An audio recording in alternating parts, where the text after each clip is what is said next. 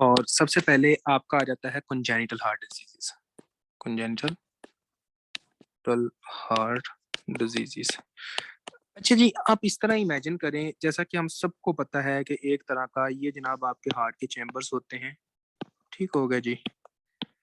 और आपको पता 4 चैम्बर्स हैं, इनको हम कहते हैं राइट एट्रियम, इसको हम कहते होते हैं राइट वेंट्रिकल, इसको हम कहते हैं लेफ्ट एट्रियम और इसको हम कहते हैं लेफ्ट वेंट्रिकल। ठीक हो गया। और ये वाला जो राइट साइड होती है, राइट एट्रियम और राइट वेंट्रिकल, इनके अंदर जो ब्लड होता है वो कौन सा होता है आपका? कार्बन डाइऑक्साइड वाला ब्लड। इधर भी कार्बन डाइऑक्साइड वाला ब्लड होता है।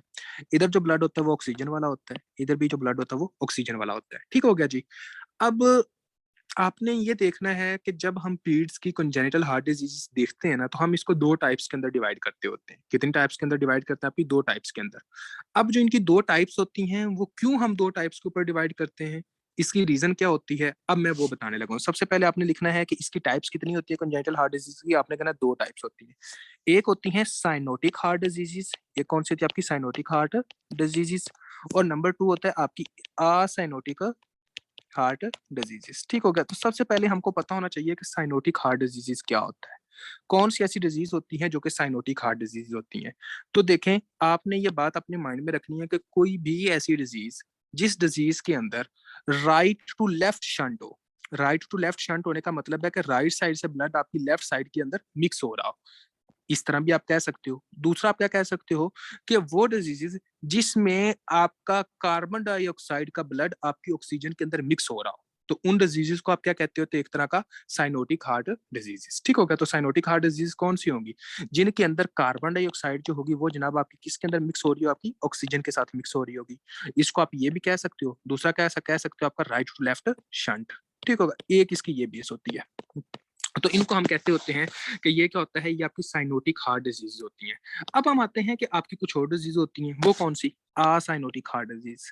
तो असाइनोटिक हार्ट डिजीज कौन सी होती हैं? तो आपने कहना है असाइनोटिक हार्ट डिजीज वो डिजीज होती हैं जिसमें जनाब आपका ब्लड का जो शंट होता है ना, वो लेफ्ट टू राइट होता है, यानी कि इधर से इधर जाता है। समझ आई? लेफ्ट टू राइट होता है। तो इसके अंदर हम एक और बात लिख सकते हैं कि यहाँ पर आपका जो एक तरह का मिक्सअप होता है, वो ऑक्सीजन का कार्बन डाइऑक्साइड के साथ होता है। यानी कि जब आपका ऑक्सीजनेटेड ब्लड आपका कार्बन डाइऑक्साइड वाले ब्लड के साथ मिक्स हो, नंबर 1, या जब आपका लेफ्ट टू राइट शंट हो। ठीक होगा। तो इसको हम क्या कहते हैं? एक तरह का, इसको आपने कहना है असाइनोटिक हार्ट डिजीज। तो अब आपको पता होना चाहिए कि साइनोटिक हार्ट डिजीजेस क्या होती हैं और असाइनोटिक हार्ट डिजीजेस क्या होती हैं। साइनोटिक हार्ट डिजीजेस मैंने कहा कि वो डिजीजेस होती हैं जिनमें जनाब आपका कार्बन डाइऑक्साइड वाला ब्लड जो होता है, कार्बन डाइऑक्साइड ब्लड जो होता है वो जनाब आपका मिक्स होता है किसके साथ? आपका ऑक्सीजन के साथ। Carbon dioxide blood mix with oxygen वाला ब्लड, ऑक्सीजनेटेड ब्लड। या आप ये कह सकते हो कि इसके अंदर क्या होता है? राइट टू लेफ्ट शंट होता है, नंबर 1। उसके बाद मैंने कहा कि एसाइनोटिक डिजीज वो डिजीज होती हैं जिसके अंदर क्या होता है? एसाइनोटिक डिजीज वो होती हैं जिनके अंदर जो ऑक्सीजन वाला ब्लड होता है वो जनाब आपका कार्बन डाइऑक्साइड के साथ मिक्स होता है, नंबर 1। या आपने ये कहना है कि ये लेफ्ट टू राइट शंट होता है। ठीक होगा जी। कोई ऐसा बच्चा जिनको इन 2 बातों के अंदर प्रॉब्लम हो तो बंदा पूछ सकता है कि साइनोटिक हार्ट डिजीज क्या है, साइनोटिक का मतलब क्या होता है। तो इस बेस के ऊपर आप साइनोटिक और असाइनोटिक हार्ट डिजीज कहते होते हो। अब देखें, अब हम आगे आते हैं कि साइनोटिक हार्ट डिजीजेस कौन कौन सी हैं और एसाइनोटिक हार्ट डिजीजेस कौन कौन सी। इनकी एक लंबी लिस्ट होती है। अब हम इसकी तरफ आते हैं, साइनोटिक हार्ट डिजीजेस। ठीक हो गया जी। Cyanotic heart diseases. और इधर हम आते हैं एसाइनोटिक हार्ट डिजीजेस। इनकी एक लंबी लिस्ट है, हम वो देखते हैं। तो सबसे पहले आपने साइनोटिक हार्ट डिजीज और एसाइनोटिक हार्ट डिजीजेस की जो लिस्ट है वो आप लोगों को पता होनी चाहिए कि हाँ जी जनाब कौन कौन सी डिजीज होती हैं जो कि साइनोटिक में आती हैं। तो आपने सबसे पहले लिखना है ट्रंकस आर्टरियोसिस। कौन सी होती है? एक तरह की ट्रंकस आर्टरियोसिस। ट्रंकस आर्टरियोसिस। नंबर 2 जो आपने लिखनी है वो होती है transposition of great vessels. Transposition of great vessel, ये आ जाती है आपकी साइनोटिक हार्ट डिजीज होती है। उसके बाद नंबर 3 ट्राइकस्पिड अटरेजिया।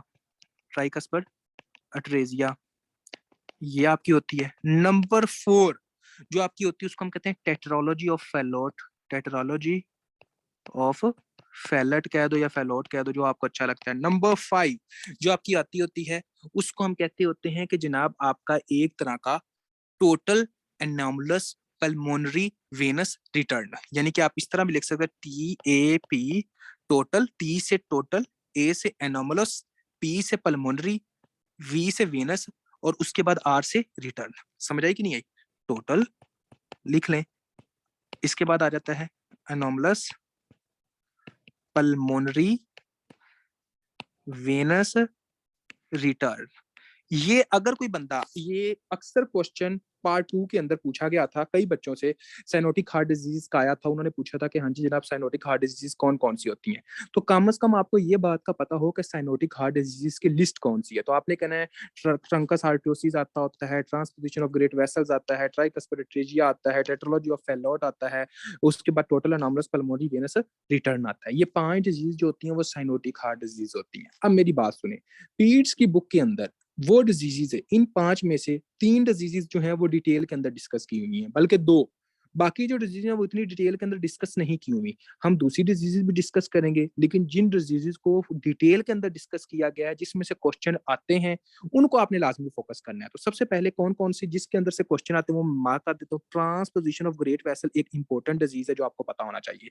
ट्राइकस्पिड एट्रेजिया ये उस लेवल पर नहीं है। टेट्रोलॉजी ऑफ फेलोट बहुत ज्यादा मेन इंपॉर्टेंट है।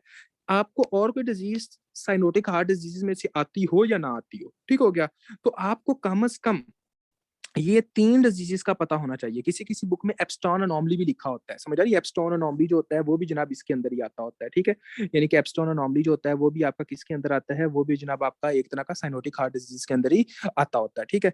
तो आपने ये कहना है, नंबर 4 लिख सकते हैं कि एब्स्टॉन अनोमली, ठीक है, लिख लें एब्स्टॉन, एब्स्टेन अनोमली, ये जो होती है। तो आपको ये पता होना चाहिए कि ये 3 डिजीजेस तो आपको फिंगर टिप्स पे होनी चाहिए। Transposition of great vessel, tricuspid atresia, tetralogy of Fallot.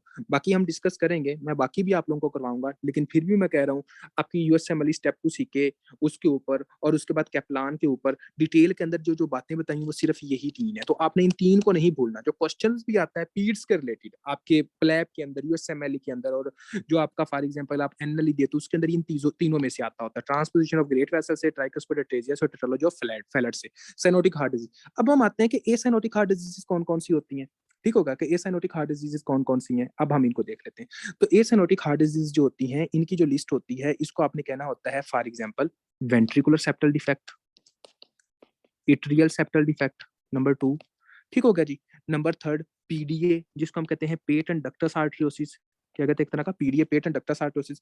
ये और एक और होती है क्वार्कटेशन ऑफ एओर्टा, क्वार्कटेशन ऑफ एओर्टा। ये आपकी ना साइनोटिक में आती ना ए साइनोटिक में, यानी कि ये आपकी मेन ये डिजीज होती है जो कि आपकी ए साइनोटिक हार्ट डिजीज होती है, ठीक हो गया। इसको अब हमने इंशाल्लाह फुल डिटेल के अंदर डिस्कस करना है कि ऐसा होता क्या है।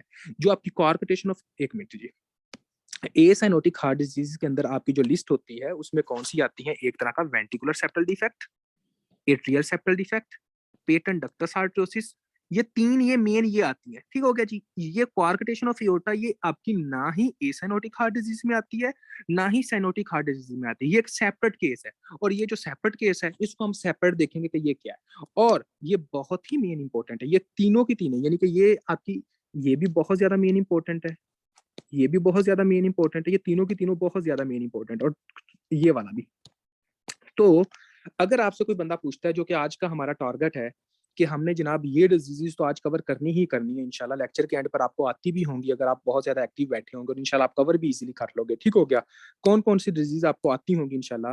ट्रांसपोजिशन ऑफ ग्रेट वेसल आपको आनी चाहिए, ट्राइकस्पिड एट्रेजिया आपको फिंगर टिप्स होनी चाहिए, टेट्रोलॉजी ऑफ फेलोट आपको आनी चाहिए, वीएसटी आपको आनी चाहिए, एएसटी आपको आनी चाहिए, पीडीए आपको आनी, और कॉर्पोरेशन ऑफ एओर्टा आनी। ये 7 डिजीजेस जो हैं ये लाजमी आनी चाहिए। अगर ट्रंकस आर्टरोसिस, उसके बाद जनाब एक तरह का total anomalous pulmonary Venus return, ये अगर नहीं भी किसी हद तक आता तो ये फिर भी थोड़ा सा गुजारा हो जाता है, लेकिन बाकी को आपने याद करना ही करना है, इसमें से क्वेश्चंस आते ही आते हैं। लेकिन अब हम देखते हैं कि हाँ जी जनाब ये कैसे क्वेश्चन आते हैं और ऐसा क्या हिसाब होता है। लेकिन इसकी तरफ जाने से पहले अब हम थोड़ा सा एक और तरफ आते हैं। एक टेबल बना हुआ है जिसको हम कहते हैं कॉन्जेनिटल कार्डिक डिफेक्ट, यानी कि आपका, फिर हम इस एक एक को डिटेल के अंदर एक्सप्लेन करेंगे, लेकिन ये टेबल आपने याद करना है क्योंकि इस टेबल में से एमसीक्यूज आते होते हैं। आपने क्या लिखना है, congenital, congenital cardiac defect association, ये आपके एमसीक्यूज है भाईजान, जब भी मैं लिखने लगा हूं, मतलब कि जो आपकी कंजाइनटल डिजीज होती हैं वो किन के साथ एसोसिएट करती हैं। अब ये बात है, ऐसी कौन सी चीजें होती हैं जिनके साथ ये कंजाइनटल हार्ट डिजीज एसोसिएट करती हैं, तो अभी हम ये डिस्कस करने लगे। तो आपको पता होना चाहिए कि जो कंजाइनटल हार्ट डिजीज होती है जिनके साथ ये एसोसिएट करती होती हैं वो कौन कौन सी होती हैं, ठीक होगा। सबसे पहले आपको पता होना चाहिए कि अगर किसी बंदे को कंजेनिटल रुबेला है, यानी कि रूबेला, रूबेला जो होगा, ठीक होगा, कंजेनिटल रूबेला, तो उसकी वजह से कौन सी कंजेनिटल हार्ट डिजीज हो सकती है। तो आपने कहना है कि हाँ जी जनाब, इसकी वजह से जो होती है मेन, सबसे मेन होती है पेटेंट डक्टस आर्टरोसिस, बहुत ज्यादा मेन है, ठीक हो गया, पेटेंट डक्टस आर्टरोसिस। उसके बाद कौन सी हो सकती है, आपने लिखना है कि हाँ जी जनाब पल्मोनरी आर्टरी स्टेनोसिस हो सकती है, पल्मोनरी आर्टरी स्टेनोसिस हो सकती है। लेकिन मेन जो आपने याद रखनी है वो यही रखनी है, ठीक हो गया, जो आपको नहीं भूलनी चाहिए, नंबर 1। नंबर 2 जो आप लोगों को पता होना चाहिए कि वो कौन सी है, देखें अगर किसी को डाउन सिंड्रोम है, डाउन सिंड्रोम, तो डाउन सिंड्रोम वाले बंदे के अंदर कौन सी हार्ट डिजीज हो सकती है। सबसे पहले एक बात मेरी याद कर लीजिएगा, ये एएसटी भी करवाती है और ये वीएसटी भी करवाती है। अगर क्वेश्चन के अंदर दोनों ऑप्शन हो ना, अगर क्वेश्चन के अंदर दोनों ऑप्शन हो, एएसटी वीएसटी, कभी भी होता है ना क्वेश्चन के अंदर दोनों ऑप्शन दिए होते हैं, एएसटी या वीएसटी, आपने ज्यादा जो फोकस करना है आंसर को वो एएसटी करना होता है। ये बात लिख लीजिए, बच्चे कहीं कंफ्यूज हो जाते हैं। जब भी डाउन सिंड्रोम आता है तो आपने मोस्ट फोकस किसके ऊपर करना है, एएसटी करवाती है। अगर एएसटी का ऑप्शन नहीं है तो फिर आपने वीएसटी की तरफ जाना है। अगर दोनों ऑप्शन में है तो आपने एएसटी को वीएसटी के ऊपर प्रायोरिटी देनी है, ठीक होगा, क्योंकि डाउन सिंड्रोम आपकी ज्यादा एएसटी करवाती है वीएसटी से ज्यादा, ठीक होगा, तो ये आपको पता होना चाहिए। ओके, अब हम आते हैं आगे कि आगे क्या होता है। अगर आती है डायबिटिक मदर, मतलब एक मदर है उसको जनाब डायबिटीज मेलाइटस है, तो उसके बच्चे को क्या हो सकता है, ठीक होगा, ये हम देखते हैं। तो एक मदर जिसको डायबिटिक मेलाइटिस है उसके बच्चे को जो हो सकता है उसको आपने कहना है ट्रांसपोजिशन ऑफ ग्रेट वेसल्स, क्या होता है एक तरह का transposition of transposition of great vessel. देखिए ये वाली जो बातें ये रट्टे वाली, इसमें कोई कंसेप्ट नहीं है। अब इसमें कोई कंसेप्ट नहीं डाल सकता मैं कि हाँ जी जनाब डायबिटिक मदर को ट्रांसफ्यूजन ऑफ ग्रेट वेसल्स होगी, डाउन सिंड्रोम के अंदर एएसटी बीएसटी हो सकती है, कंजेनिटल रूबेला जिसको होगा उसको पीडीए हो सकता है। कंसेप्ट वाली बातें हम आगे इंशाल्लाह, अभी बस 1 मिनट के बाद हम स्टार्ट करते हैं, ठीक हो गया जी, उसमें इंशाल्लाह आपके सारे कंसेप्ट भी कवर हो जाएंगे। उसके बाद इसके अंदर वीएसटी भी हो सकता है, दोनों हो सकते हैं, ठीक है। अब आते हैं जनाब आगे, मार्फन सिंड्रोम, मार्फन सिंड्रोम जिसमें हो उसके अंदर क्या हो सकता है ये आपको पता होना चाहिए। तो मार्फन सिंड्रोम आपका जो करवाता होता है ये जनाब आपका एक तरह का, आगे जाकर आप पैथो के अंदर मेन चीजें देखते होते हो, शायद आपने पढ़ी हो, एक चीज डिजीज होती है जिसको कहते हैं एओर्टिक डाइसेक्शन, आपने पढ़ी होगी एओर्टिक डाइसेक्शन, आपकी ये डिजीज होती है। आपने पढ़ी होगी एओर्टिक एनोरिज्म, एओर्टिक एनोरिज्म, इसकी वजह से ये हो सकता है।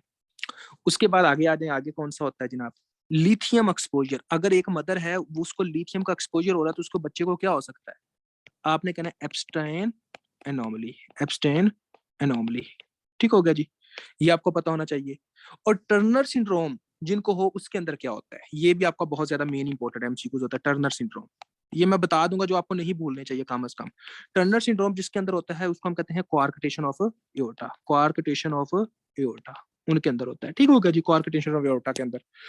अब एक होता है अल्कोहल, अगर माँ अल्कोहल पी रही है तो बच्चे को क्या हो सकता है, अल्कोहल के साथ, अल्कोहल वाली मदर को एक तरह का टेट्रोलॉजी ऑफ फेलोट होता है, उसके बच्चों को टेट्रोलॉजी ऑफ फेलोट होने के चांसेस होते हैं, नंबर 1 आपको पता हो। इसके बाद जो होने के चांसेस होते हैं वीएसटी हो सकता है, पीडीए हो सकता है। लेकिन इनमें से जो बातें आपने याद रखनी है वो कौन कौन सी याद रखनी है, अभी आपको लग रहा होगा यार ये इतना कैसे याद करेंगे, लेकिन ये बार बार जब पढ़ोगे तब याद हो जाएंगे, ठीक है। इसके बाद हम डिजीजेस देखते हैं और तब आपके ज्यादा कंसेप्ट इजीली कवर हो जाएंगे। देखें सबसे पहले देखना है कंजेनिटल रूबेला, तो जो जिस बच्चे को कंजेनिटल रूबेला उसके अंदर क्या होता है, एक तरह का पेटेंट डक्टस आर्टियोसिस की डिजीज होती है, ये आपने लाजमी याद रखना है, नंबर 1। आवाज आ रही है आप लोगों को, आवाज,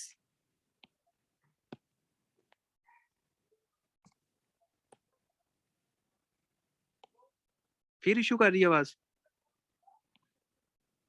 अब आवाज क्लियर है।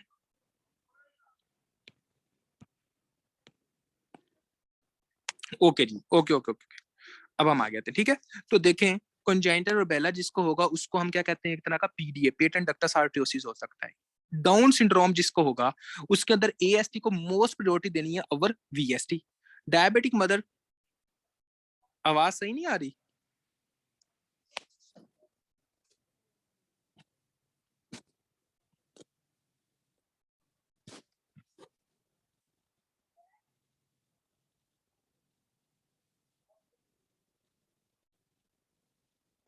यार जिनके पास नहीं आ रही फिर उनका नेट का इशू हो सकता है सच। अब आवाज ठीक है भाईजान?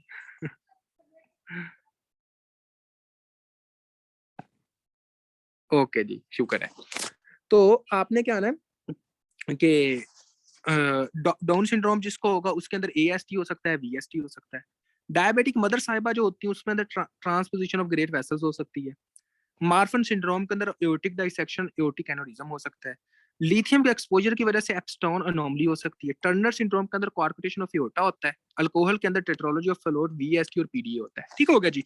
ये आपको पता होना चाहिए कि ये कंजेनिटल अनोमलीज इस तरह काम करती होती हैं। अब हम आपकी मेन अनोमली को डिस्कस करते हैं जिसको हम कहते होते हैं एक तरह का टेट्रोलॉजी ऑफ फैलट। सबसे पहले हम जो डिजीज डिस्कस करेंगे उसका नाम होगा टेट्रोलॉजी ऑफ फैलोट के टेट्रोलॉजी ऑफ फैलोट क्या होता है। ठीक है, इसकी तरफ आज अब आप लोगों को इंशाल्लाह आस्ता आस्ता कंसेप्ट कवर हो जाएंगे। Tetralogy of Fallot. अच्छा जी, सबसे पहले मुझे ये बताएं कि टेट्रोलॉजी ऑफ फैलोट किसके अंदर होती है। शाबाश। कौन सा ऐसा, बल्कि ये बताएं कि टेट्रोलॉजी ऑफ फैलोट आपकी साइनोटिक हार्ट डिजीज है या असाइनोटिक हार्ट डिजीज है। पहले ये बताएं, जो आपकी टेट्रोलॉजी ऑफ फैलोट होती है वो आपकी साइनोटिक हार्ट डिजीज है या असाइनोटिक हार्ट डिजीज है। तो आपने कहना है कि ये आपकी कौन सी होती है, एक तरह की साइनोटिक हार्ट डिजीज होती है। सबसे पहले तो आपने इसके ऊपर कह दिया कि ये आपकी साइनोटिक हार्ट डिजीज है, नंबर वन। नंबर टू, मुझे आपने ये बताना है कि टेट्रोलॉजी ऑफ फेलोर जो होती है ये किसके अंदर होती है, किन के अंदर ये ज्यादा होती है। आपने कहना है कि टेट्रोलॉजी ऑफ फ्लोट जिनके अंदर ज्यादा होती है वो माँ क्या करती है, एक तरह के, जी बिल्कुल, अल्कोहलिक जो होते हैं उनके अंदर होती है। किन के अंदर होती है, जो एक तरह के अल्कोहल वगैरह का इंटेक बहुत ज्यादा करते हैं उनके अंदर क्या होती है, एक तरह की टेट्रोलॉजी ऑफ फ्लेट हो सकती है। अल्कोहलिक मदर, लिख लें, अल्कोहलिक मदर। अब जब ये टेट्रोलॉजी लफज आ गया है, मैं आपको बेसिक से भी करवाऊंगा, आपको एक तरह की पीट्स वाली बुक से भी करवाऊंगा, दोनों से कवर करवाने की कोशिश करूंगा, ताकि जब आप मेरा ये लेक्चर लो, जब आप बेसिक से पढ़ो तो आपको बेसिक भी आती हो, जब आप एक तरह की क्लिनिकल की बुक पढ़ो तो आपको क्लिनिकल के लिहाज से भी इसको कवर होता हो सारा कुछ। ठीक है, तो अब देखें, सबसे पहले आपने ये देखना है कि यार एक तरह का, यानी कि टेट्रोलॉजी ऑफ फ्लोर जो होता है इसको हम टेट्रोलॉजी ऑफ फ्लोर कहते हैं क्यों, क्योंकि इसके अंदर हम चार चीजें देखते हैं। कितनी चीजें, फोर टाइप्स के आप अनोमलीज देखते हो। ठीक होगा, फोर टाइप्स अनोमलीज आप देखते हो। तो इसके अंदर चार तरह के आप टाइप अनोमलीज देखते हैं इसके अंदर टेट्रोलॉजी ऑफ फ्लोर के अंदर। कौन से भाई चार तरह के डिसऑर्डर्स होते हैं। सबसे पहले आपको एक बात का पता होना चाहिए कि ये अगर आपका एक तरह का हार्ट है ना, ठीक होगा जी, ये जनाब आपका राइट एट्रियम है, ये आपका राइट वेंट्रिकल है, ये आपका लेफ्ट एट्रियम है, ये आपका लेफ्ट वेंट्रिकल है। अब देखिए, आप सबको माशाल्लाह पता होगा कि लेफ्ट राइट वेंट्रिकल से जो आपकी आर्टरी ब्लड लेकर जाती है उसको हम क्या कहते हैं, एक तरह का पल्मोनरी आर्टरी कहते हैं। ऐसे ही है, यहाँ पर आपके लंग्स होते हैं, लंग्स को जो ब्लड देती है उसको हम कहते हैं पल्मोनरी आर्टरी। ठीक होगा जी। अब देखें, अगर मेरी बात को थोड़ा सा गौर कीजिएगा, अगर ये पल्मोनरी आर्टरी आपकी तंग हो जाए, आपकी जो पल्मोनरी आर्टरी है, शाबाश, ये पल्मोनरी आर्टरी आपकी तंग हो जाए, इधर से नैरो हो जाती है, तो जो आपका राइट वेंट्रिकल से ब्लड निकल रहा था, क्या अब वो इजीली निकलेगा कि नहीं इजीली निकलेगा इधर से। शाबाश, अगर ये नैरो हो गई है तो अब जो राइट वेंट्रिकल से जो ब्लड निकलेगा तो क्या वो इजीली निकलेगा कि इजीली नहीं निकलेगा, नहीं ना इजीली निकलेगा। तो जब आपका ब्लड इजीली नहीं निकलेगा आपके राइट वेंट्रिकल से, तो आपका राइट वेंट्रिकल जोर से कॉन्ट्रैक्ट नहीं करेगा। जो आपका राइट वेंट्रिकल होता है वो जोर से कॉन्ट्रैक्ट करेगा कि नहीं करेगा, आपका राइट वेंट्रिकल जोर से कॉन्ट्रैक्ट करेगा। जब आपका राइट वेंट्रिकल जोर से कॉन्ट्रैक्ट करेगा तो आपके राइट वेंट्रिकल के ऊपर वर्कलोड बढ़ा। जब आपके राइट वेंट्रिकल के ऊपर वर्कलोड बढ़ा तो आपका राइट वेंट्रिकल जो हो वो साइज से बढ़ सकता है कि नहीं बढ़ सकता, साइज में बढ़ सकता है कि नहीं बढ़ सकता। फॉर एग्जांपल, आप जिम में जाते हो, आप सिर्फ और सिर्फ राइट बाजू की एक्सरसाइज करते रहते हो, जनाब बाइसेप सिर्फ राइट का लगा रहे हो, लेफ्ट का लगा ही नहीं रहे। ठीक हो गया, तो मुझे ये बताएं कि राइट वाला जो होगा वो साइज में बढ़ेगा कि नहीं बढ़ेगा। भाई सिंपल सी बात है, वो साइज में बढ़ेगा। ठीक हो गया, अब मेरी बात को थोड़ा सा गौर करते जाओ और इंशाल्लाह आपके कंसेप्ट इजीली कवर होते जाएंगे। पहली अनोमली क्या होती है इसके अंदर, एक तरह का पल्मोनरी स्टीनोसिस। जो पल्मोनरी आर्टरी होती है वो तंग हो जाती है। तो आपने कहना है कि सबसे पहले जो हम अनोमली देखते होते हैं वो ये होती है कि पल्मोनरी आर्टरी स्टीनोसिस हो जाती है। फिर आपने ये कहना है कि यार देखो, जब पल्मोनरी आर्टरी स्टीनोसिस हो जाती है तो इसके नतीजे में जो आपका राइट वेंट्रिकल है वो जोर से कॉन्ट्रैक्ट करता है। जब आपका राइट वेंट्रिकल जोर से कॉन्ट्रैक्ट करता है तो इसकी वजह से क्या होगा कि राइट वेंट्रिकल जो होगा, क्योंकि उसके ऊपर वर्कलोड बढ़ रहा है, राइट वेंट्रिकुलर हाइपरट्रॉफी हो जाती है। नंबर टू क्या होता है, एक तरह का राइट वेंट्रिकुलर हाइपरट्रॉफी हो जाती है। ठीक होगा, नंबर टू आपने ये बताना है, right ventricular hypertrophy. Number third आपने मुझे ये बताना है, शाबाश। अब देखें, यहां पर ब्लड है, ये वाली इस जगह पर ब्लड है, जब ये वेंट्रिकल जोर से कॉन्ट्रैक्ट कर रहा है तो ये ब्लड आपका इधर इधर भी लगेगा कि नहीं लगेगा? शाबाश, ये बताइएगा, ये ब्लड आपका इधर लगेगा नहीं लगेगा? ब्लड आपका इधर भी जा रहा है, इधर भी जा रहा है, और आपके सेप्टा के साथ भी लगेगा, लग सकता है कि नहीं लग सकता? ठीक है। और बच्चे का जो वेंट्रिकुलर सेप्टा होता है वो सही तरह मुकम्मल तौर पर मैच्योर नहीं होता। जब वो मुकम्मल तौर पर मैच्योर नहीं होता तो इसकी वजह से क्या होता है कि ये ब्लड जब वेंट्रिकल कॉन्ट्रैक्ट करता है, ये जब बार बार लगता है, बार बार लगता है, बार बार लगता है, तो ये दरमियान वाला जो सेप्टा होता है ये डैमेज हो जाता है। बार वाला सेप्टा क्या होता है? एक तरह का डैमेज हो जाता है। जब आपका सेप्टा डैमेज होता है तो इसको हम क्या कहते हैं? Ventricular septal defect. लिख देंगे कि नहीं लिखेंगे? वेंट्रिकुलर सेप्टल डिफेक्ट, तीन चीजें देख ली। अब नंबर 4 मेरी बात को आपने गौर करना है। देखें, जस्ट इमेजिन करें, अगर फॉर एग्जांपल ये सेप्टा बिल्कुल ठीक था और यहाँ से आपका लेफ्ट वेंट्रिकल से आपकी एक बड़ी वेसल निकलती है जिसको हम एओर्टा कहते हैं। क्या कहते हैं? एक तरह का एओर्टा कहते हैं। और आपके इधर से जो ब्लड जाता है, अगर नॉर्मल देखें कि यहाँ पर एओर्टा के अंदर 100 ml जा रहा था, ठीक हो गया।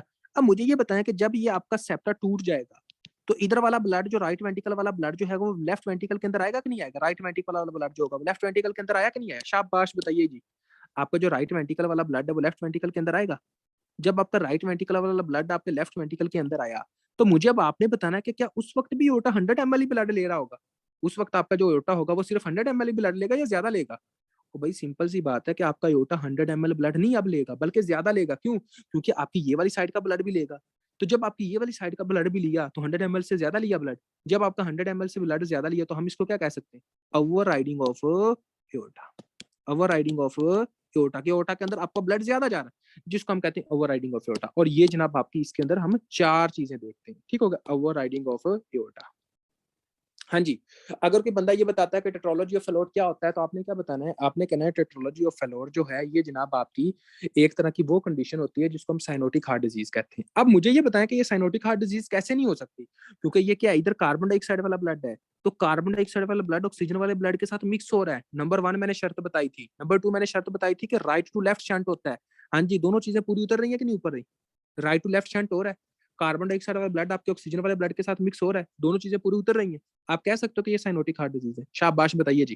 कह सकते हैं साइनोटिक हार्ट डिजीज है। बाकी आपने क्या कहना है? आपने कहना पल्मोनरी आर्टरी स्टेनोसिस हो जाती है, राइट वेंट्रिकुलर हाइपरट्रॉफी हो जाती है, वेंट्रिकुलर सेप्टल डिफेक्ट होता है, और उसके बाद आपने कहना ओवरराइडिंग ऑफ एओर्टा होता है। और इन चार चीजों को आप क्या कहते होते हो? इन चार चीजों को आप कहते होते हो एक तरह का टेट्रोलॉजी ऑफ फैलेट कहते होते हैं। ठीक हो गया जी। अब आते हैं हम आगे और आगे देख लेते हैं कि आगे क्या चीज होती है। ठीक हो गया। देखें, अब देखें मेन ना, यहाँ पर बहुत ज्यादा कंसेप्चुअल मैं अभी बात करने लगा हूँ जो आप लोगों को मेन समझनी पड़ेगी और जिसमें से अक्सर क्वेश्चंस भी आ जाती हैं। ठीक हो गया। फॉर एग्जांपल जब ये ब्लड, ये देखें, ये अभी मैं हार्ट इस तरह बना रहा हूँ। ठीक हो गया। एक मिनट जी। ये जनाब आपका राइट एट्रियम है, ये आपका राइट वेंट्रिकल है, ये आपका लेफ्ट एट्रियम है, ये आपका लेफ्ट वेंट्रिकल है। इधर से जनाब आपका एओर्टा निकलता है और इधर से जनाब आपकी पल्मोनरी आर्टरी निकलती है। ऐसे ही है ना जी। और इधर क्या होता है आपका? एक तरह का कार्बन डाइऑक्साइड वाला ब्लड, और इधर क्या होता है आपका? एक तरह का ऑक्सीजन वाला ब्लड। इसके अंदर होता क्या है? इसके अंदर होता कुछ इस तरह के, ये जनाब कार्बन डाइऑक्साइड वाला ब्लड आपके ऑक्सीजन के साथ बहुत ज्यादा मिक्स होता है। जब कार्बन डाइऑक्साइड वाला ब्लड आपके ऑक्सीजन के साथ बहुत ज्यादा मिक्स होता है तो इसके अंदर ये होता है कि ये जनाब आपका एक तरह का साइनोटिक हार्ट डिजीज बना देता है। साइनोटिक हार्ट डिजीज बता देता है। अब मेरी बात को थोड़ा सा गौर कीजिएगा। कार्बन डाइऑक्साइड आपकी बॉडी के लिए अच्छी है क्या? मुझे ये बताएं, क्या कार्बन डाइऑक्साइड जो होती है वो आपकी बॉडी के लिए अच्छी है? शाबाश, पहली बात मुझे ये बताइएगा। नहीं सही।